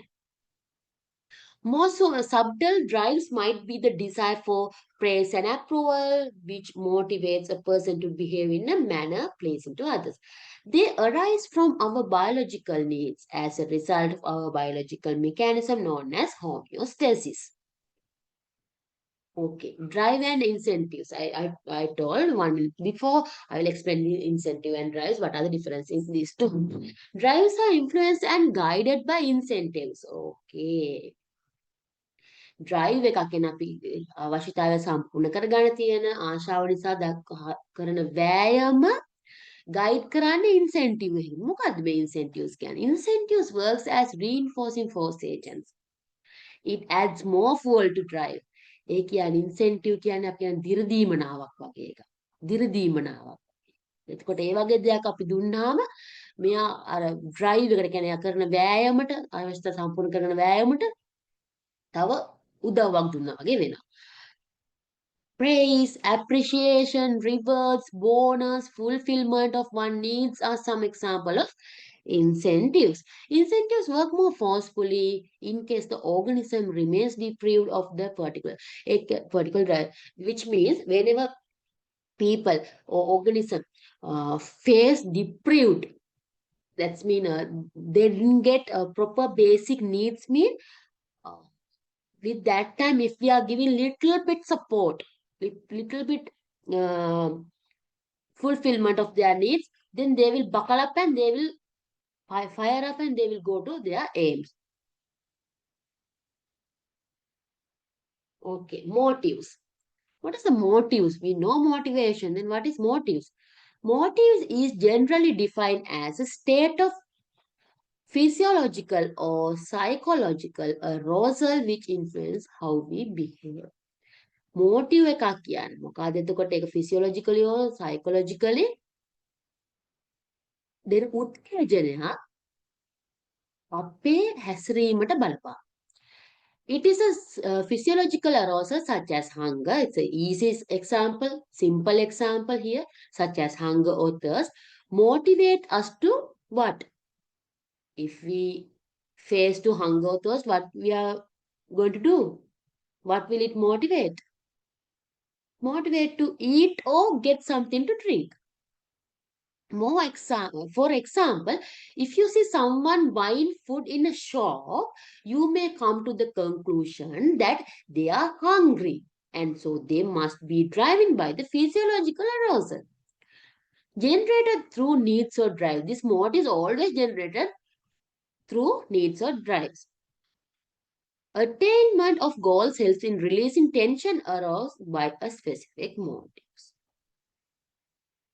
There are three types of motives. Now we are going to learn about motives. There are three types of motives.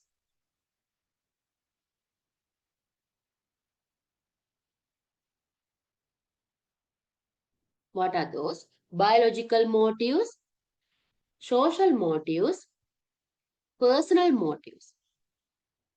Biological motives, here some motives I have mentioned. What are those? Primary motives: hunger, thirst, needs for oxygen, regulation of body temperature, need for sleep, avoidance of pain, elimination of waste products in your body, sex motive, maternal motive, like right, biological motives we can categorize. Another one is social motives. What are the social motives? Achievement motive, aggressive motives, power motives, acquisitive motives, curiosity, and gregariousness. These things come under social motives. And personal motives also there, like habit, goals of life, levels of aspiration, attitudes, and interests. Like this, all motives we can divide it to three type of motives. Okay, what is the theories of motivation? Since what motivates human is not simple question to answer. That means this is not a simple question to answer easily. What is the motivates of humans like that? Many psychologists have tried to explain. Not only one, many psychologists try to explain the process and mechanism of motivation in many ways. Let's see, there are different viewpoints about motivations. I will explain one by one. Okay, first one, behaviorist viewpoints. Behaviorists also trying to explain mechanism of motivation, process and mechanism of motivation in their view. Approach to psychology that combines elements of philosophy, methodology, and theory.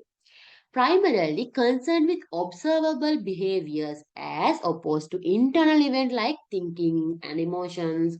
Behavior is the result of stimulus response. ඒගොල්ලෝ කියන්නේ මොකද්ද?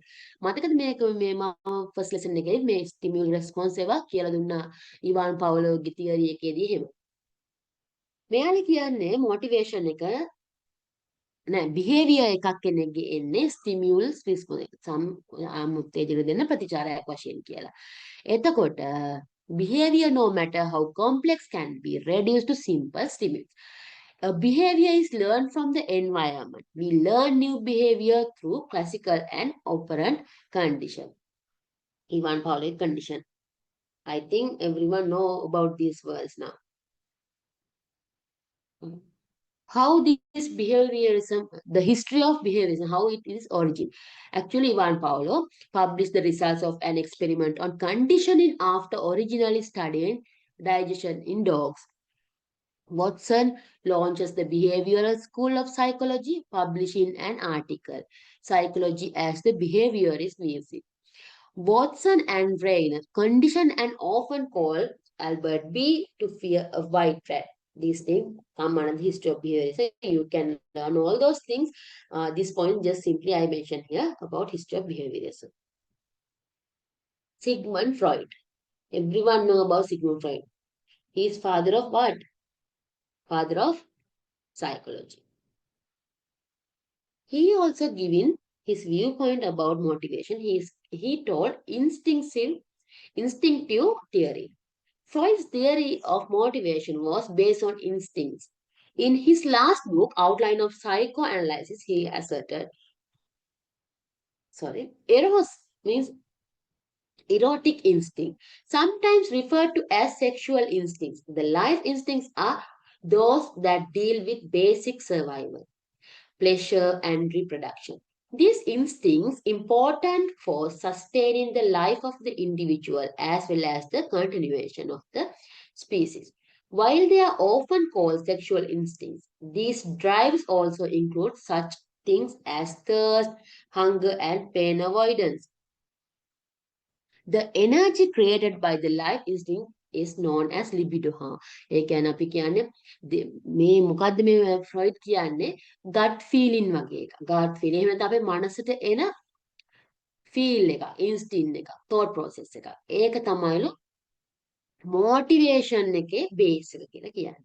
ඒ අනුව තමයි යා කියන්නේ අපි දැන් toward reproduction අපි කියන්නේ ප්‍රජනනය කරලා අපි ප්‍රජාව බිහි කරන්න දැන් sex feelings එනවනේ ඒක sex instincts එකක් ඒක තමයි motivation එක කියලා යා කියන්නේ ප්‍රජනනය සඳහා තියෙන. අන්න ඒ වගේ.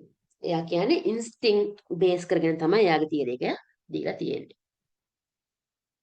ඊළඟට Adler viewpoints. කවුද මේ Adler කියන්නේ? බලමු අපි.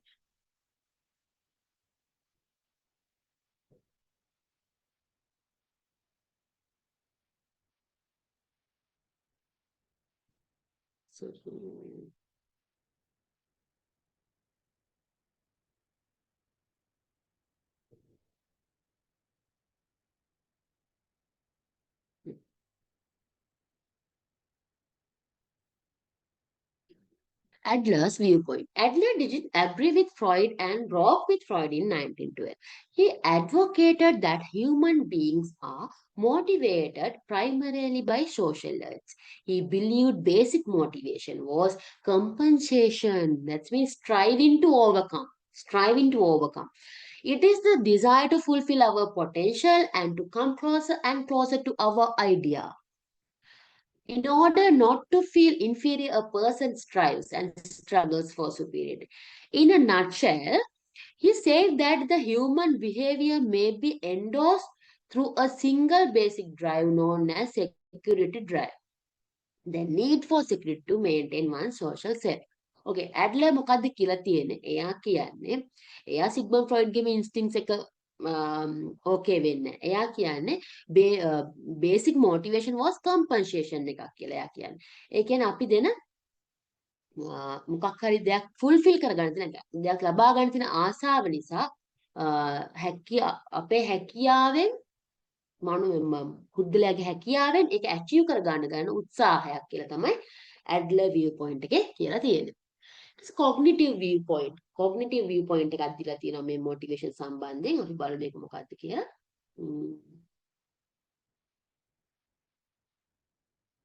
Goal oriented theory. ඒ කියන්නේ මොකද්ද? එක goal එකක් තියෙනවා. ඒ goal එක achieve කරන්න organism එකක් හරි, ඒ කියන්නේ පුද්ගලයෙක් living organism එකක් ඒක achieve කරන්න එයාට තියෙන desire ඒ goal එක achieve කිරීම ගන්න වෑයම. ඒ සඳහා තියෙන support එක තමයි motivation එක කියලා මේ theory එකේදී කියවෙන්නේ. This one introduced by William James explained the role of cognitive factors in producing human motivation. Focuses on individual characteristics and how those characteristics relate to motivation. Focuses on rather than the content of what people are attempting to achieve. Goal-oriented theory define why and how people are trying to achieve various objectives. Actually here, someone attempting to achieve more than that, rather than that, goal-oriented theory, එකේදී මොකද කරන්නේ? Here define why and how people are trying to achieve various objectives according to cognitive viewpoint. The achievement of the goals satisfies the individual, which in turn reinforce the maintained behavior. Comes from cognitive dissonance. Okay, මේ goal කොහොමද අපි මේ goal එකක් achieve කරන්න motives එන්නේ කියන එකේදී මේකෙදි කියනවා that motivation comes from cognitive dissonance. Cognitive dissonance කියන්නේ මොකක්ද? අහලා තියෙනවද කවුද? cognitive dissonance කියන්නේ දැන් අපි දෙයක් කරනකොට අපිට දැන් ඒක කරන්න මනසේ ඒකාග්‍රතාවය වෙන අපි මේ දැන් මේ දේ අපි කරනවා මේ දේ කරන්න යන්නේ කියන සම්බන්ධයෙන්. හැබැයි සමහර අවස්ථාවලදී අපි දන්නවා අපි දෙයක් කරනවා නමුත් මනසින් අපිට ඒකට සපෝට් එකක්. ඒ කියන්නේ මනසින් කියන මේ දේ කරන්න බෑ. අපි දන්නවා අපි විශ්වාස කරනවා මේ දේ කරන්න බෑ මේ දේ සක්සස් වෙන්නේ නැහැ කියන අපි විශ්වාස කරනවා. නමුත් අපි ඒත් කරනවා. ඒ වගේවට අපි කියනවා cognitive dissonance කියලා. උදාහරණයක් එක්ක මම එක්ස්ප්ලেইন කරන්නම් ඊළඟ ස්ලයිඩ්ස් වලදී මේ cognitive dissonance කියන එක. මේක මේ important දෙයක් මේ cognitive view point එකේදී.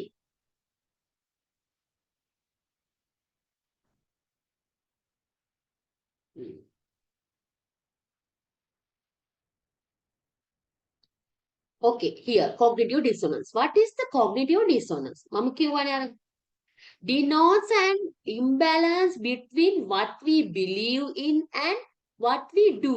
ඒ කියන්නේ අපි විශ්වාස කරන්නේ වෙන එක කරන්නේ වෙන එක. ඒ දෙක අතර imbalance එකක් තියෙනවා. ඒකට තමයි cognitive dissonance එකක් කියලා කියන්නේ. May create psychological discomfort.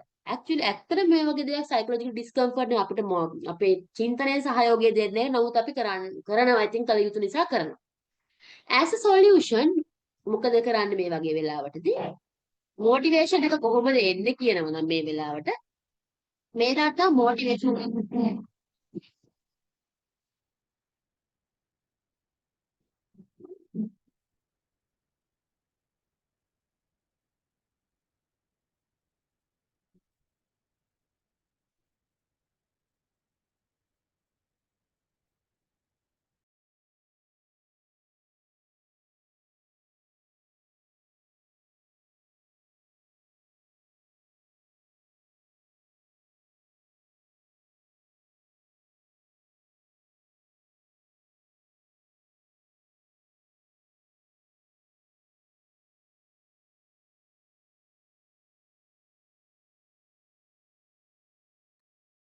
හොඳයි.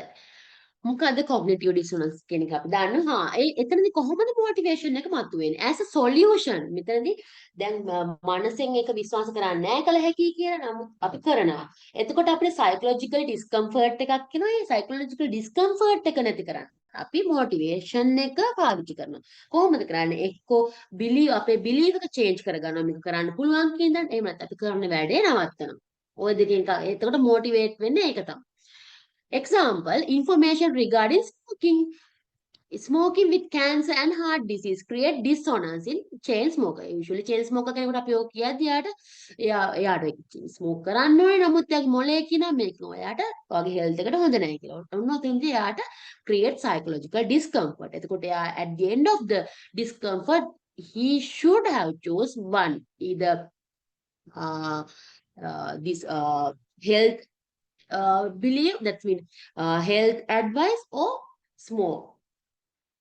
They can't resist the temptation of smoking yet. Knowing smoking is injurious to health. There is an imbalance between the beliefs and smoking behavior. The remedy lies in a goal-directed behavior that is aimed to reduce the imbalance either by stopping excessive smoking or by refusing to believe that information about its danger. whatever he or she has to choose. Okay. About this motivation, Maslow's also given some opinion. Before I mentioned in a previous slide, Maslow hierarchy, I will explain deeply in future. No, now it's the time. Maslow's hierarchy of needs theory. It works on the assumption that the behavior of individual at a particular moment is usually determined by their strongest needs. It's based on hypothesis that within every human being there exists a hierarchy of 5 needs. Here, hierarchy given 5 needs. Based on these 5 needs, motivations, and it's a hypothesis he made. First one is self-actualization. The drive to become what one is capable of becoming includes growth, achieving one's potential, self-fulfillment. Second one, esteem. What is esteem? Need for both self-esteem, self-respect, autonomy, and achievements. And here both mean self-esteem and external esteem also. External esteem means status, recognitions, and attention. Third one, social.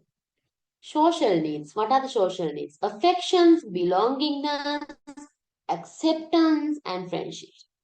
Fourth one, safety. Security and protection from physical and emotional harm. The next one, physiological. Basic needs of human. Basic needs of humans is thirst, hunger, sex, and other body needs. Like this thing. Here, Maslow's given hierarchy of this 5 needs. He has organized in a hierarchy. What are the main needs? Based on hypothesis, main needs. Based on these needs, motivation will come like that. He has given his theory, Maslow's hierarchy of needs. Here, look at here. First one, physiological. Physiological needs like breathing, food, water, sex, sleeps, homeostasis, exertion, all those things, basic needs. In hierarchy, it will be first needs. Second, safety. In hierarchy, most important one then physiological. Okay, most important one, like a higher position will be physiological. Less than that, safety. Less than that, love and belonging. Less than that, esteem. Less than self-actualization. Like that. Maslow hierarchy of needs he has arranged. Who's the Maslow? Abraham Maslow. I have explained about him in the history of this theory. Actually, Abraham Harold Maslow was a psychologist who studies positive human qualities and the lives of uh, example people in 1954. Maslow created the hierarchy of human needs and expressed his theories in his books, Motivations and Personalities. That book, if you want further more knowledge, you can go through that one and study. Especially here, self-actualization, I will explain a little bit. A person's motivation to reach his or her full potential. ඒ කියන්නේ කෙනෙක්ගේ full potential එක reach කරගන්න තියෙන motivation එක තමයි අපි self actualization එක කියන්නේ. As shown in Maslow's hierarchy of needs, a person's basic needs must be met before self actualization can be achieved. First of all, as a human, they should fulfill their physiological needs. Then only they will go through the safety, love, belonging, esteem, self actualization in a based on this Maslow's hierarchy of needs. Okay. Now we know adult learning theory and experiential learning theory and how the behave and how lifespan through lifespan across lifespan how child develop their mindsets and it in motor development, sensory development, social development, everything we know. Based on that, we have to arrange our learning process, learning approach, learning style we have to follow. In that, especially, we want to implement some motivations part to buckle up them to enhance the teaching and learning methods. That's also we know how do we implement these motivation, and what is the motivation, type of motivation already we know. Then we are going to learn from here learning styles and learning approach.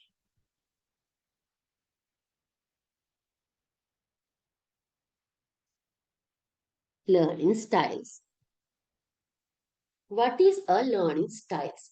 Learning styles is described as a group of characteristics, attitudes, and behaviors that define our way of learning.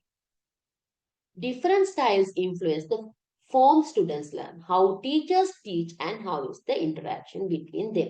Actually, here especially we are giving important to three styles of learning: visual learner, auditory learner, and kinesthetic learner. More than that, there are 7 types of learning styles also. After know these 3, we will shift it to learn that 7 styles. Visual, auditory, and kinesthetic model. The VAK model, we are telling VAK model, is divided in 3 different learning styles depending on the way each one receives and processes the informations. Visual learner. Someone who is a visual learner tends to observe things, pictures, demonstration, films in order to improve her or him level of knowledge. සාමාන්‍යයෙන් visual learners ලා. ඒ කියන්නේ දෙයක් බලලා ඉගෙන ගන්න කට්ටිය ඒගොල්ලෝ ගොඩාක් කැමති දෙයක් නිරීක්ෂණය කරන්න පින්තූරයකින් හෝ කෙනෙක් උගන්වන දෙයක් බලන් ඉගෙන ගන්න ෆිල්ම් එකකින් ඉගෙන ගන්න ඒ වගේ තමයි ඒගොල්ලෝ ඒගොල්ලන්ගේ knowledge එක level up කරන්නේ. දැන් මෙහෙම කට්ටිය ඉගෙන ගන්න ක්‍රමවේදයට අපි කියනවා visual style එක. learning style එක අපි කියනවා visual style කියලා. Visual learners characteristic අපි බලමු. Visual learners understand written instruction better than oral. එහෙම කෙනෙකුට අපි කියන එකට වඩා එයාලට ලියලා දෙන නෝට් එකක්, ලීෆ්ලට් එකක්, එහෙම නැත්නම් බුක්ලට් එකක් ඒක බලලා ඒගොල්ලන්ට අවබෝධ කරගෙන knowledge එක level up කරගන්න තියෙන හැකියාව වැඩි.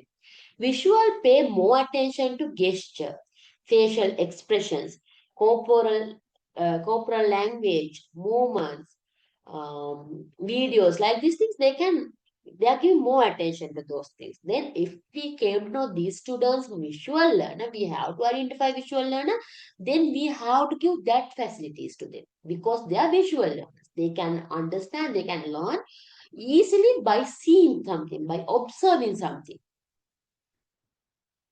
Third one, once they know the spelling of word, they can look for it easily in the dictionary.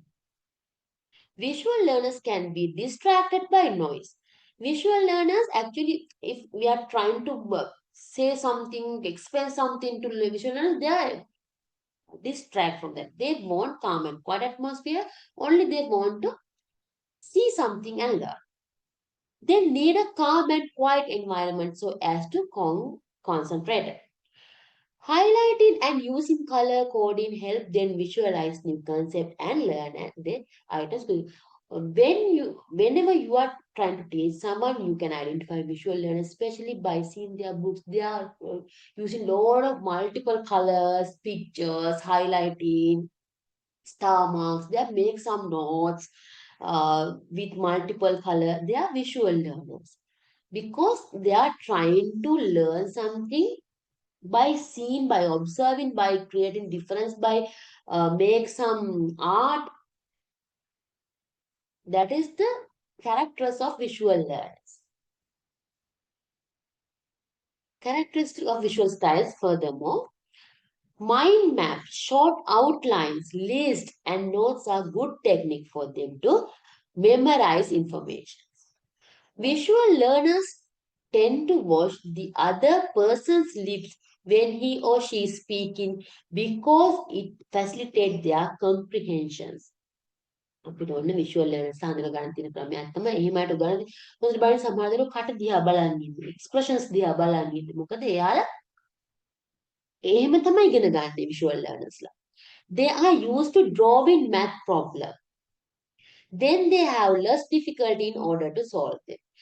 එහෙම දරුවේ ඉගෙන ගන්න එක maths වලදී පවා ඉගෙන ගන්න එක ඒගොල්ලෝ දෙයක් draw කරලා diagram ඇඳලා තමයි ඉගෙන ගන්න. That is the easy way to learn to them. When visual learners are in unknown place, they often examine and observe what surrounds them accurately. When they meet new people for the first time, there is their characteristic and the way they are dressed. So they often remember these details more than the people's name. හොඳට බලන්න සමහර දරුවෝ ඉන්නවා එයාලට කෙනෙක් මතක එයා ඇඳන් හිටපු ඇඳුමින් එයා කරපු වැඩකින් එයාගේ එක්ස්ප්‍රෙෂන්ස් වලින් එයා මෙහෙම කර කර හිටියා ඒගොල්ලෝ ඒ දරුවෝ විෂුවල් ලර්නර්ස්ලා ඒගොල්ලෝ දෙයක් දැක්කලා ඒක තමයි එයාලගේ මතකට යන්නේ ඒකෙන් තමයි එයාලගේ knowledge එක develop වෙන්නේ මේක තමයි එයාලගේ log එක life log එක when they are going to learn when I see it then I understand something seen, then they create some, grasp some information, then they got understand. Okay, that is visual, auditory and kinesthetic style I explained. I told there are 7 styles also relevant to learning styles.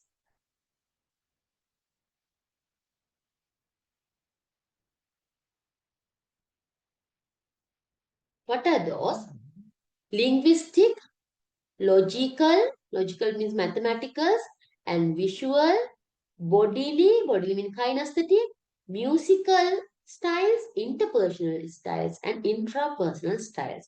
Likewise, there are 7 styles relevant to learning styles. Linguistic. Linguistic means the verbal styles involve both the written and spoken word. If you use this style, that's mean verbal styles involves both the written and spoken. ඒ කියන්නේ කෙනෙක් ඉගෙන ගන්න style එකක් තමයි ලින්ග්විස්ටික් කියන්නේ ඒකෙදි වාචිකව පාවිච්චි වෙන එක. එහෙම නැත්නම් ඒක අහගෙන යා ලියන එක කතා කරන වචන වලින් තමයි එයා ඉගෙන ගන්න. ඒක එයා එතකොට එහෙම ස්ටුඩන්ට්ස්ලා ගොඩාක් කැමති කියවන්න ලියන්න කියන දෙයක් කියවලා ලියලා එයාලා knowledge එක හදාගෙන ඒකෙන් ඒගොල්ලෝ note එකක් හදාගන්න තමයි ඒගොල්ලෝ කැමති. You like playing on the meaning of sounds of words such as in tongue twister, rhymes, limericks and the ඔගොල්ලෝ දන්නවනේ පොඩි කාලේ tongue twisters එහෙම දෙන්නේ අපි ඔය දැන් චුටි ටීචර්ගේ චුටි ටෝච් එක රතු රට කජු දෙජාතිය ඒ වගේ linguistic things තමයි ඒගොල්ලන්ට පාවිච්චි කරන්න ඕනේ අපි උගන්වද්දි. මොකද ඒගොල්ලෝ linguistics learnersලා. You know the meaning of many words and regularly make an effort to find the meaning of new words. You use these words as well as phrases you have picked up recently when talking to others. How to be a linguistic learner? If you are a verbal learner, try the techniques that involve speaking and writing. Finds way to incorporate more speaking and writing techniques. For example, talk yourself through procedures in the simulator or use recording of your content for repetition. ඒ කියන්නේ අපිට linguistic learner කෙනෙක් වෙන්න පුළුවන් අපිම note හදලා ලියලා කරලා කියවලා පාඩම් කරලා අපේ වචනම අපි රීඩ් කරලා ඒව අහලා ඒකම repeatedly read කරලා recording අපි අහලා එහෙම තමයි how to be a linguistic learner. Scripting is also powerful for you. ඒ වගේ කෙනෙකුට එහෙම වෙන්න ඕනේ නම් linguistic learner කෙනෙක් වෙනවා නම් script එකක් create කරන එක. script එකක් create කරලා follow කරන එකත් ගොඩාක් helpful. You don't just have to write them down. Record your scripts using a tape or digital audio recorder. Actually, with the technology, we can use these things to become a linguistic learner and use it later for reviews. Study in groups to hear what the other classmates have to say. Next one is logical or mathematical. If you use the logical styles, you like using your brain for logical and mathematical reasoning. You can recognize patterns easily as well as connection between seemingly meaningless content. This also leads you to classify and groups information to help you learn or understand. මේ logical mathematical learning style එකේදී හැමදේම order එකකට ඒකේ තියෙන connection in between two fact අඳුන ගන්නවා. ඒ pattern අඳුන ගන්නවා ඉගෙන ගන්න. ඒ pattern එක හඳුනගත්තාම next step එකේදී pattern එක ඉගෙන ගන්න තියෙන fast ඉගෙන ගැනීම හැකියාව තියෙනවා. තේරුම් ගැනීම හැකියාව තියෙනවා. ඒක තමයි logical and mathematical. හැමතිස්සෙම logical reason එකක් තියෙනවා ඉගෙන ගන්න එකේ. ඒ කියන්නේ reason behind the fact always following. Then how to be a logical mathematical learner? While you study, create and use lists by extracting key points from your material. You may also want to use statistics and other analysis to help you identify areas you may want to concentrate on. Keep these lists on a portable device. Whenever if you want to be a logical mathematical learner, then you have to list out, frame out, and make short notes and some pattern creating. You have to do these things, and you have to record these things, this list in portable device, and you can repeat those things repeatedly. Use these things. Download Sudoku or Sudoku. It's a one game. Other math apps game. Your brain practice to do logical and mathematical learning pattern by doing the Sudoku type of games. Third one, visual. Visual means if you use the visual styles, you prefer using image like that. I explained already in VAK model. In that VAK model, we are highlighting these visual things by seeing something, by seeing image, pictures, colors, and maps to organize information and communicate with others. This is the visual learning pattern, learning style. You can easily visualize objects, plans, and outcomes in your mind's eye. You also have a good spatial sense, which gives you a good sense of direction. You can easily find your way around using maps, and you rarely get lost. When you walk out of an elevator, you instinctively know which way to turn. That's mean whenever you have a map, you have some pictures, image, colors to draw, to identify. It's easy to learn. That method we are telling visual learning style. Next one, oral. Oral learning style is a musical learning style. As a musical learner, you notice the music playing in the background of movies, TV shows, and other media. You have a good sense of pitch and rhythm. සාමාන්‍ය musical learners ලට ඒව සම්බන්ධයෙන් ලොකු sense එකක් තියෙනවා. ඒගොල්ලෝ දැන් movie එකක් බැලුවා, video එකක් බැලුවා, ඒගොල්ලෝ concentration එක කියන්නේ background music එකට. How to be a musical learner? Use sound recordings to provide a background and help you get into visualization. ඒ කියන්නේ ඔයා background music එකක් අහගෙන ඒ background music එකට visual එක ඔයා imagine කරන visualization හදා ගන්න. For example, use a recording of an aircraft engine running normally, playing loudly via a headset to practice flight procedure. Use a recording of the sound of wine and the water when practice sailing routine. ඒ කියන්නේ අපි දැන් online class එකක් කියලා හිතන්න. උගන්වනවා sailing routines එක මොකක් හරි. දැකලා තියෙනවද learners වල එහෙම තියෙනවා. ඩ්‍රයිව් කරන්න එකක් හදලා තියෙනවා පාර නෙමෙයි ඒගොල්ලන්ගේ ක්ලාස් රූම් එක ඇතුලේ කොහොමද ටර්න් කරන්නේ ඉස්සරහටදී බ්‍රේක් එක ඉස්සරහට ක්ලච් ඒ වල්ලන්නේ කොහොමද ඇක්සලරේටර් කරන්නේ කොහොමද බ්‍රේක් කරන්නේ කොහොමද කියලා ප්‍රැක්ටිස් කරන්න ලර්නර්ස් වල ඇතුලේ තියෙනවා වෙනම මොඩල් එකක් හදලා පාරට දාන්න කලින් ඕගොල්ලන්ට ඒ වෙලාවට අපි ඒගොල්ලන්ට සවුන්ඩ් ට්‍රැක් එකකුත් දුන්නාම මේ පාර යන බස් සවුන්ඩ් එක අනේ ට්‍රැක් එකත් එක්ක යට ලර්න් කරන එක වැඩිපුර ලර්න් කිරීමේ හැකියාව වැඩි වෙනවා. ඒක තමයි කියන්නේ මියුසිකල් ලර්න් කියන්නේ සවුන්ඩ් එකක් අහගෙන. මෙතන දීලා තියෙන එක්සැම්පල් දෙක තමයි එක අපි දැන් සේලින් යාත්‍රා කරන්න ඉගෙන ගන්නවා බෝට් රයිඩින් එක මොකක් හරි එකක් වෝටර් සවුන්ඩ් එකක් එක්ක. හුලං සද්දයක් එක්ක වතුර සද්දයක් එක්ක. Next one, the internet is full of sound. Sorry. The internet is full of sound bites and clips to help you make ඔයගලන්ට මේ වගේ දේවල් කරන්න ඉන්ටර්නෙට් එකෙන් ගොඩාක් sound clip හොයාගන්න පුළුවන්. Keep music that either gets you pumped up for a project or calms you down before a test on your MP3 player. These things are I have mentioned to how to be a musical learner. If you want to help to your student to become a musical learner, if you identify as a musical learner, if you want to more level up as a musical learner, your student, you have to use these steps, these things, these facts. How to be an interpersonal learner. Interpersonal learner කියන්නේ මොකක්ද? Interpersonal කියන්නේ in between persons this learning method will develop. Learn by person to person. Interpersonal behavior help to each other to learn more knowledge, get more knowledge.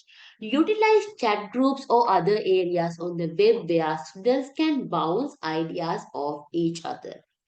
Aim to work with others as often as possible. Attend study groups. Interpersonal. You prefer to work alone and use self-study. You can concentrate well, focusing your thoughts and feelings on your current topic.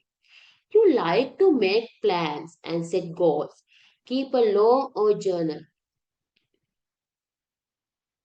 Input information into your laptop or iPad to keep your notes. Always have your study material nearby for when you want to be alone and study. Many novelists are interpersonal learners and like to work on their own and formulate their own ideas. Actually, lot of students nowadays, interpersonal learners, they make their group, they discuss about topics and based on that they are making notes and whole notes with them and they are using while going here and there and they use to practice those points, facts. They get idea and knowledge in between their circle, their friend circle, peer view circle, like that. Okay. Now we know learning styles. Next, we are going to learn about learning approach.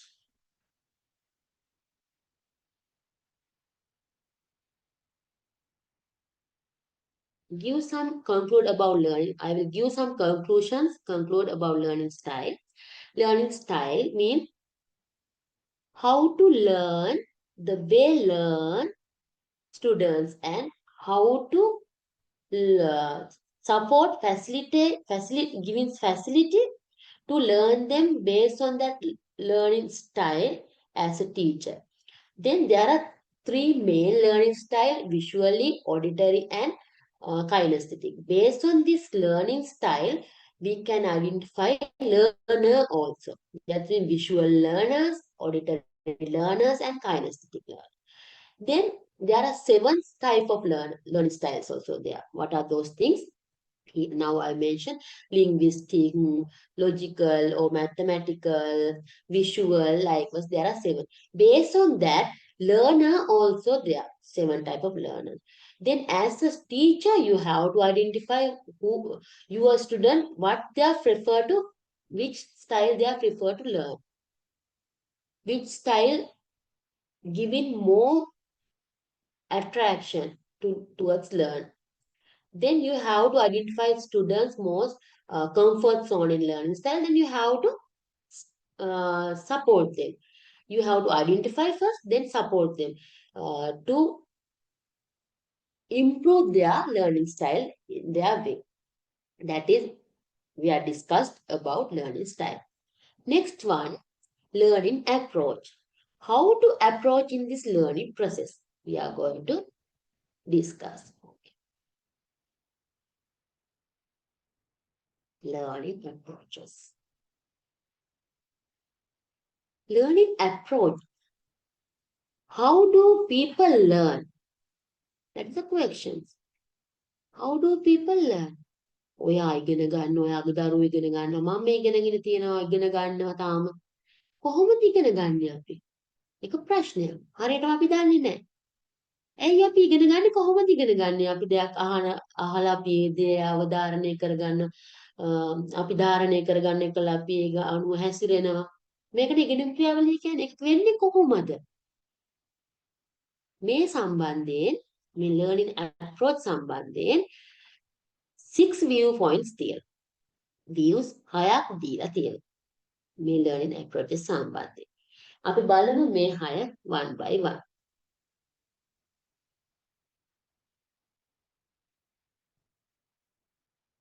First one, behaviorism. Behaviorism, mama, again and again I explain about behaviorism, behaviorism, again, whoever work on that behaviorism and become a expert in that behaviorism field, we are calling it behaviorist. In motivation, I have explained about behaviorist view about motivation. I think you remember. Here, first one, behaviorism is the one of the main important part in learning approach.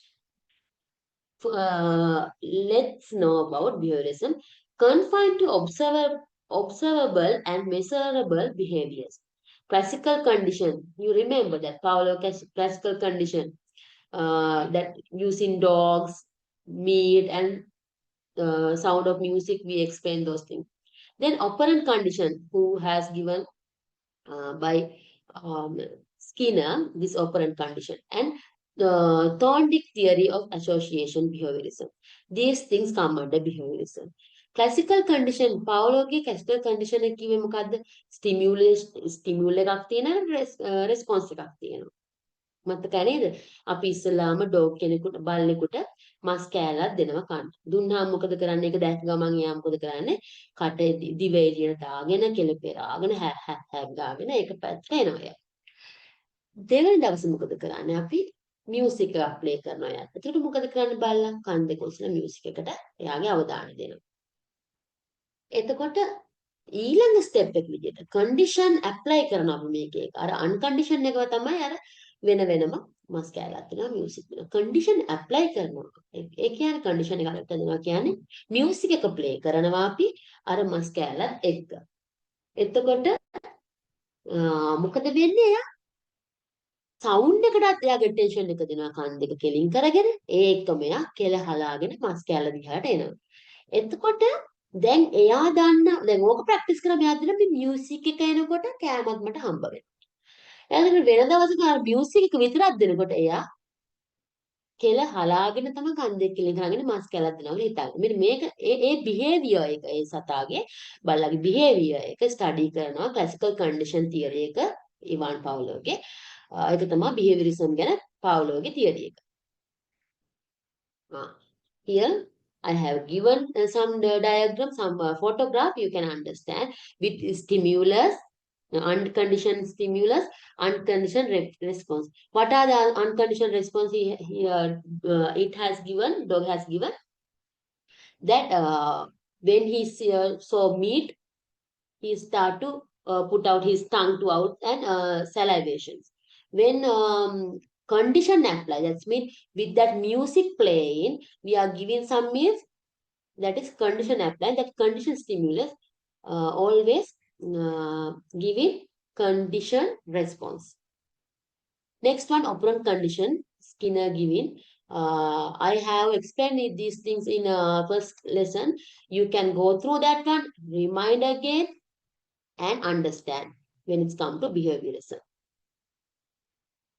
Behaviorism means learning is defined by the outward expression of new behavior. Focuses solely on observable behavior. Always based on observable behaviors, we are making this behaviorism theory.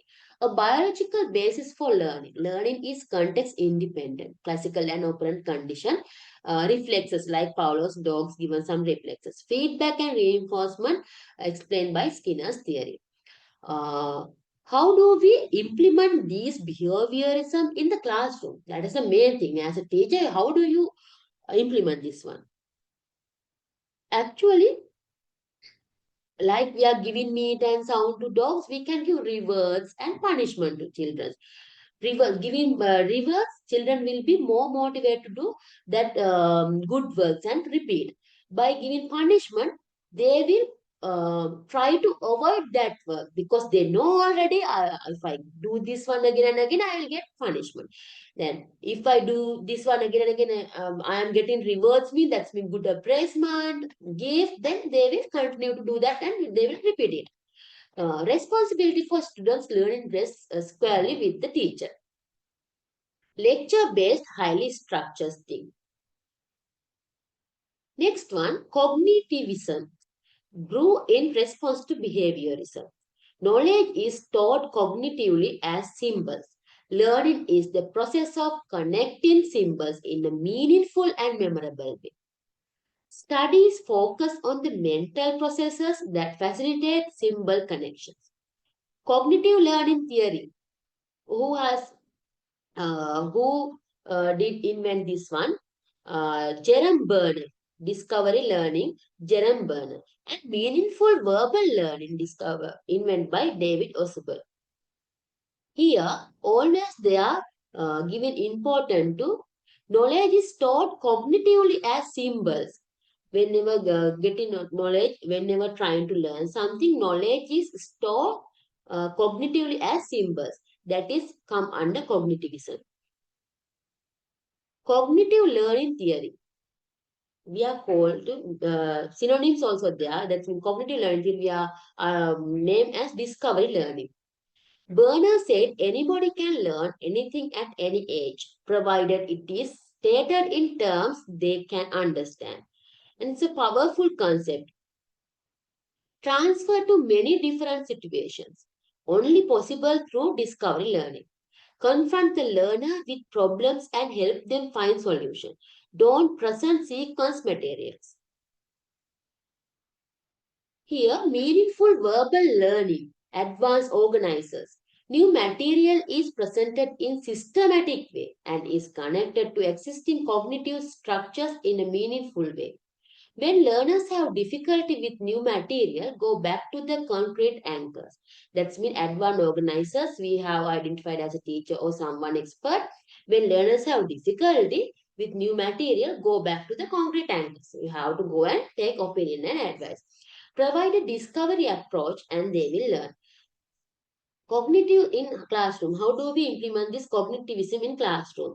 Inquiry-oriented project. That's when we are we are going to start some project. In that we are informed to students. You have to do inquiry. By inquiry, you will get opinion. You will get answers. You will get idea. Then you will complete your project.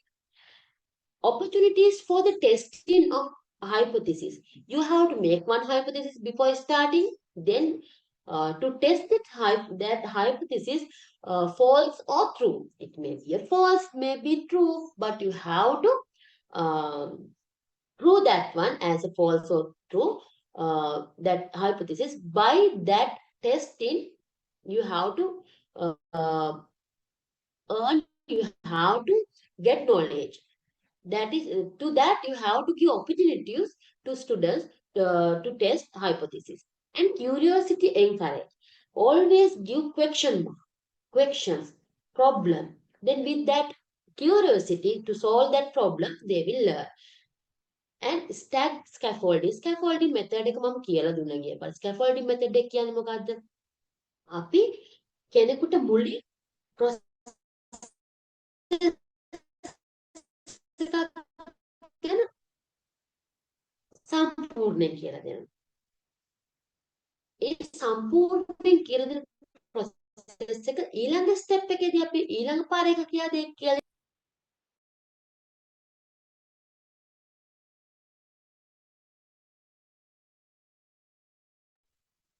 sorry, little bit disturbed by connection problem.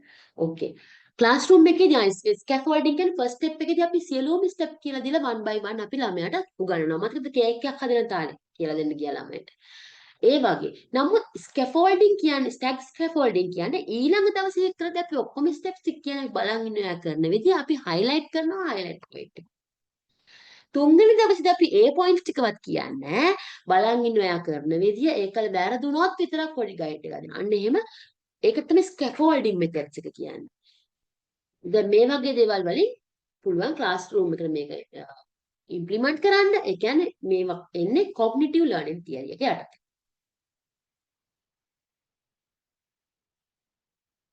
Next one, social learning theory. Social learning theory means grew out of cognitivism. Actually, this one also one of learning approach explained by A. Bandura in 1973. Learning takes place through observation and sensorial experience. By seeing something, we are get experience to our sensory organ. By seeing, by listening, by touching, by these things, we are get experience. Based on that, we are going through learning process. That is one of learning approachment we are calling social learning theory. Imitation is the sincerest from the flattery. Here we are going to imitate something by social. Social learning theory is the basis of the movements against violence in media and video games. Actually, nowadays, a lot of things we are learn from social media, but social learning theory is the basis of the movement against violence in media and video games. Learning from models. We can learn from some models. That's one mentioned by Albert Bandura, who has invented this social learning theory. Attend to pertinent clues, code for memory, retain in memory, accurately reproduce the observed activity, possesses sufficient motivation to apply new learning. Actually, we have to follow one model to learn. Based on that, learn by seeing, by listening, by touch, we are learning through social. That is a social learning theory. By social experiment, by social expose, we are learning. We are learn. So we are improving our knowledge. We are called as social learning theory. Research indicates that the following factors influence the strength of learning from models. That whenever we are learning from models, some influencing factors are there. Here, one by one, I will tell how much power the models seem to have, how capable the models seem to be, how nurturing the models seem to be, how similar the learner perceives self and models, how many models the learner observes. These things, these influencing factors will strength of learning from models. And next one, for interrelated processes establish and strengthen identification with the model. Children want to be like the model. Actually, when it's come to children, they are following some model. Means as a teacher, as a guide, as a facilitator, we have to think about twice. That means it should be a good model to them to follow. Actually, how much powerful and how much honest and how much expert in their field we have to identify first. Then we have to allow that children or students to follow that model. Actually, children want to be like the model always. First model will be in home, actually, amma, tata, like that model. But when it's come to learning process in social learning theory, they are following some social model. Then you have to concernedly think about that model. Children believe they are like the model. Children experience emotions like those the model is feeling. How they are feeling, like same thing, feeling they are following as it is like models. Children act like the model. Social learning theory in the classroom. How do we implement in classroom? It's a collaborative learning and group work. Modeling response and expectation. Opportunities to observe expert in action. As well as critics also there in social learning theory. Actually, what are those critics? Doesn't take into account individuality, context, and experience as mediating factors. suggests students learn best as passive receivers of sensory stimuli as opposed to being active learners. Emotion and motivation not considered important or connected to learn. Actually, while some slides I will not explain more, some slide I am explaining more.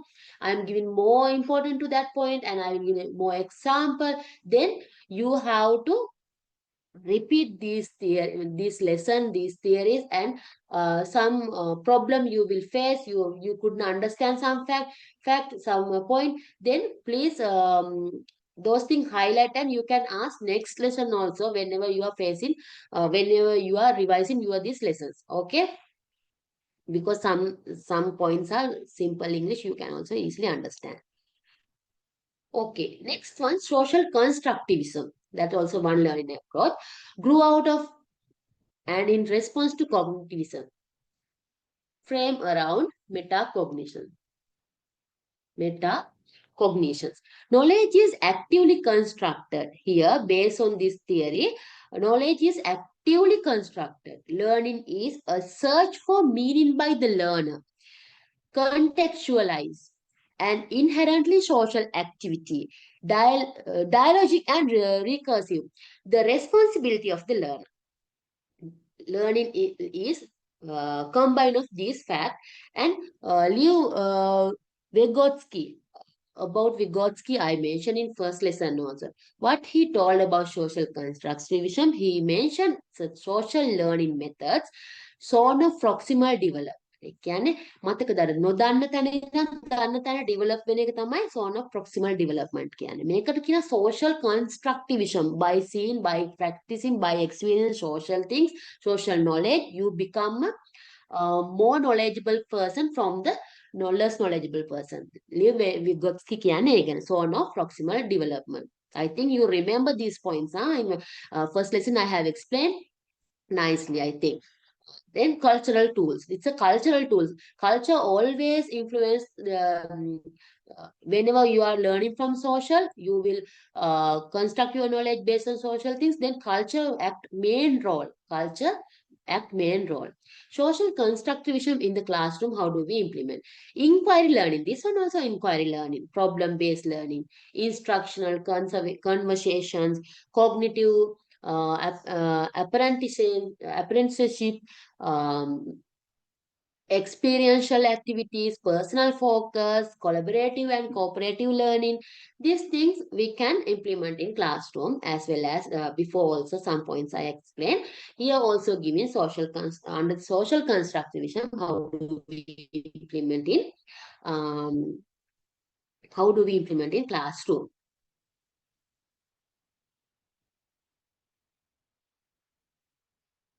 Okay, next one, multiple intelligence. Multiple intelligence, what is it? Actually, based on constructivism, this one arises, framed around metacognitions. Who was the pioneer in this? H. Gardner in 1983 to present. He is there. He is doing this work on this multiple intelligence theory. All people are born with 8 intelligence. According to him, he also mentioned all people are born with 8 intelligence. What are those? Let's see. Enable students to leverage their strengths and purposefully target and develop their weaknesses. Okay. Based on these 8 intelligence, their strength of leverage, they leverage their strength and they develop their weakness. What are those? Verbal, linguistic intelligence, visual intelligence, logical intelligence, kinesthetic intelligence, musical, naturalist, interpersonal, and interpersonal. Before I mention these things as a learning styles, these learning styles we can use as a learning approach when it's come to multiple intelligence. Who H. Gardner mentioned these 8 intelligence always come with people by their born. This This multiple intelligence, how do we implement in classroom? Delivery of instruction via multiple mediums like kinesthetic, linguistic, student-centered classroom, naturalistic, logical, authentic assessment, self-directed learning, visual learning things, learning pattern, interpersonal, people smart learning, musical learning styles, and interpersonal learning styles.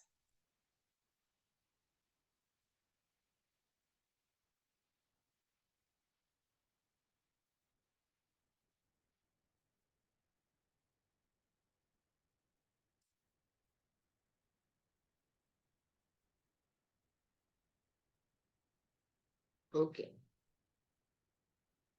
Next one, information processing approach. This one also one of approach among the learning approach. What is that? Information processing approach. Cognitive theory that examines the way knowledge enters and is stored in and retrieved from memory. Whenever we are getting some information, we are collect that information and we store that information in our brain. And then whenever we want that knowledge, we will summarize, abstract, and create thought process and take it out as a memory. Based on computer analogy. Human computer analogy is based on the observation that both computers and humans engage in cognitive processes such as what? Learning, remembering, making decision, answering question, and so on. Has three major components in this information process. Information stores, cognitive process, and metacognition. These three processes will come under major, come as a three major components of this learning approach. Next one, humanistic approach. We can approach, actually, when we are think about how do people learn in, there we mentioned there are a few learning approach, and actually we couldn't exactly answer to the how do people learn, but based on people's expert opinion, we are here explaining some learning approach. In this learning approach, this humanistic learning approach is the one of the important one. Already I explained humanism learning theory previously. Here I will briefly mention these things. Emphasis the uniqueness and value of every person determined by his/her need for self-actualization, focuses on subjective qualities of human experience and the personal meanings of experiences to a person. All students are intrinsically motivated to actualize or learn. Actually, I don't want to explain these things one by one because humanistic, I explain within 20 to 30 slides, humanistic approach, humanism and all those things. What is the motivation? What is the humanist learning theory? In motivation, what are the needs? What are the drives? How do we implement in classroom? Everything I explain. Okay, but here I want to mention humanistic approach also, one of the learning approach. Learning should be reinforced. Roger, a prominent thinker in humanistic approach. I have mentioned about him also. Here we are come to end of our session today. Okay. I think everyone got understand what I try to teach to you people. And as a conclusion, today we have gone through what are the adult learning theory and how it is working, and learning theory how we implement in our classroom. And next one, we give more important to experiential learning theory, because nowadays a lot of people, lot of students try to do this one by experience, get knowledge, and it will retain more percentage of knowledge in your brain. Then thirdly, we try to understand, we discuss about development across the lifespan of human, because we want to know about that changes through the lifespan, mentally development and physical development, with that emotional attachment, personal development. Based on that, we can change our teaching methods and learning styles. And next one we discuss about humanism. That's mean humanistic learning theory. In that, how do we motivate students? How do we more involve them attractively to our learning process? We discuss. After that, we learn about learning styles. There are especially three learning style like visual, auditory, and kinesthetic, and there are 7 steps like linguistic, mathematical. We learn about that. We discuss about that. Finally, we discuss about learning approach. That's mean learning approach means how do people learn? That is actually big question. No, everyone trying to learn and learning their step by step. They are developing in knowledge and all, but we don't know how they are learning. For that, we learn about learning approach. There are few learning approach. By using this approach, people are learning. In that few approach I have explained. That this is the conclusion of today's lesson. I think everyone got to understand, and if you have any problem, you can ask that question from next lesson also. It's okay. You free to feel any questions to send any question and any problem. I will be available to give answer, and I will be always happily giving support to you to go through your lesson and session. Then goodbye everyone. Let's meet. See you next time. Okay, bye. Thank you. Thank you, madam. Goodbye. Thank you. Good morning.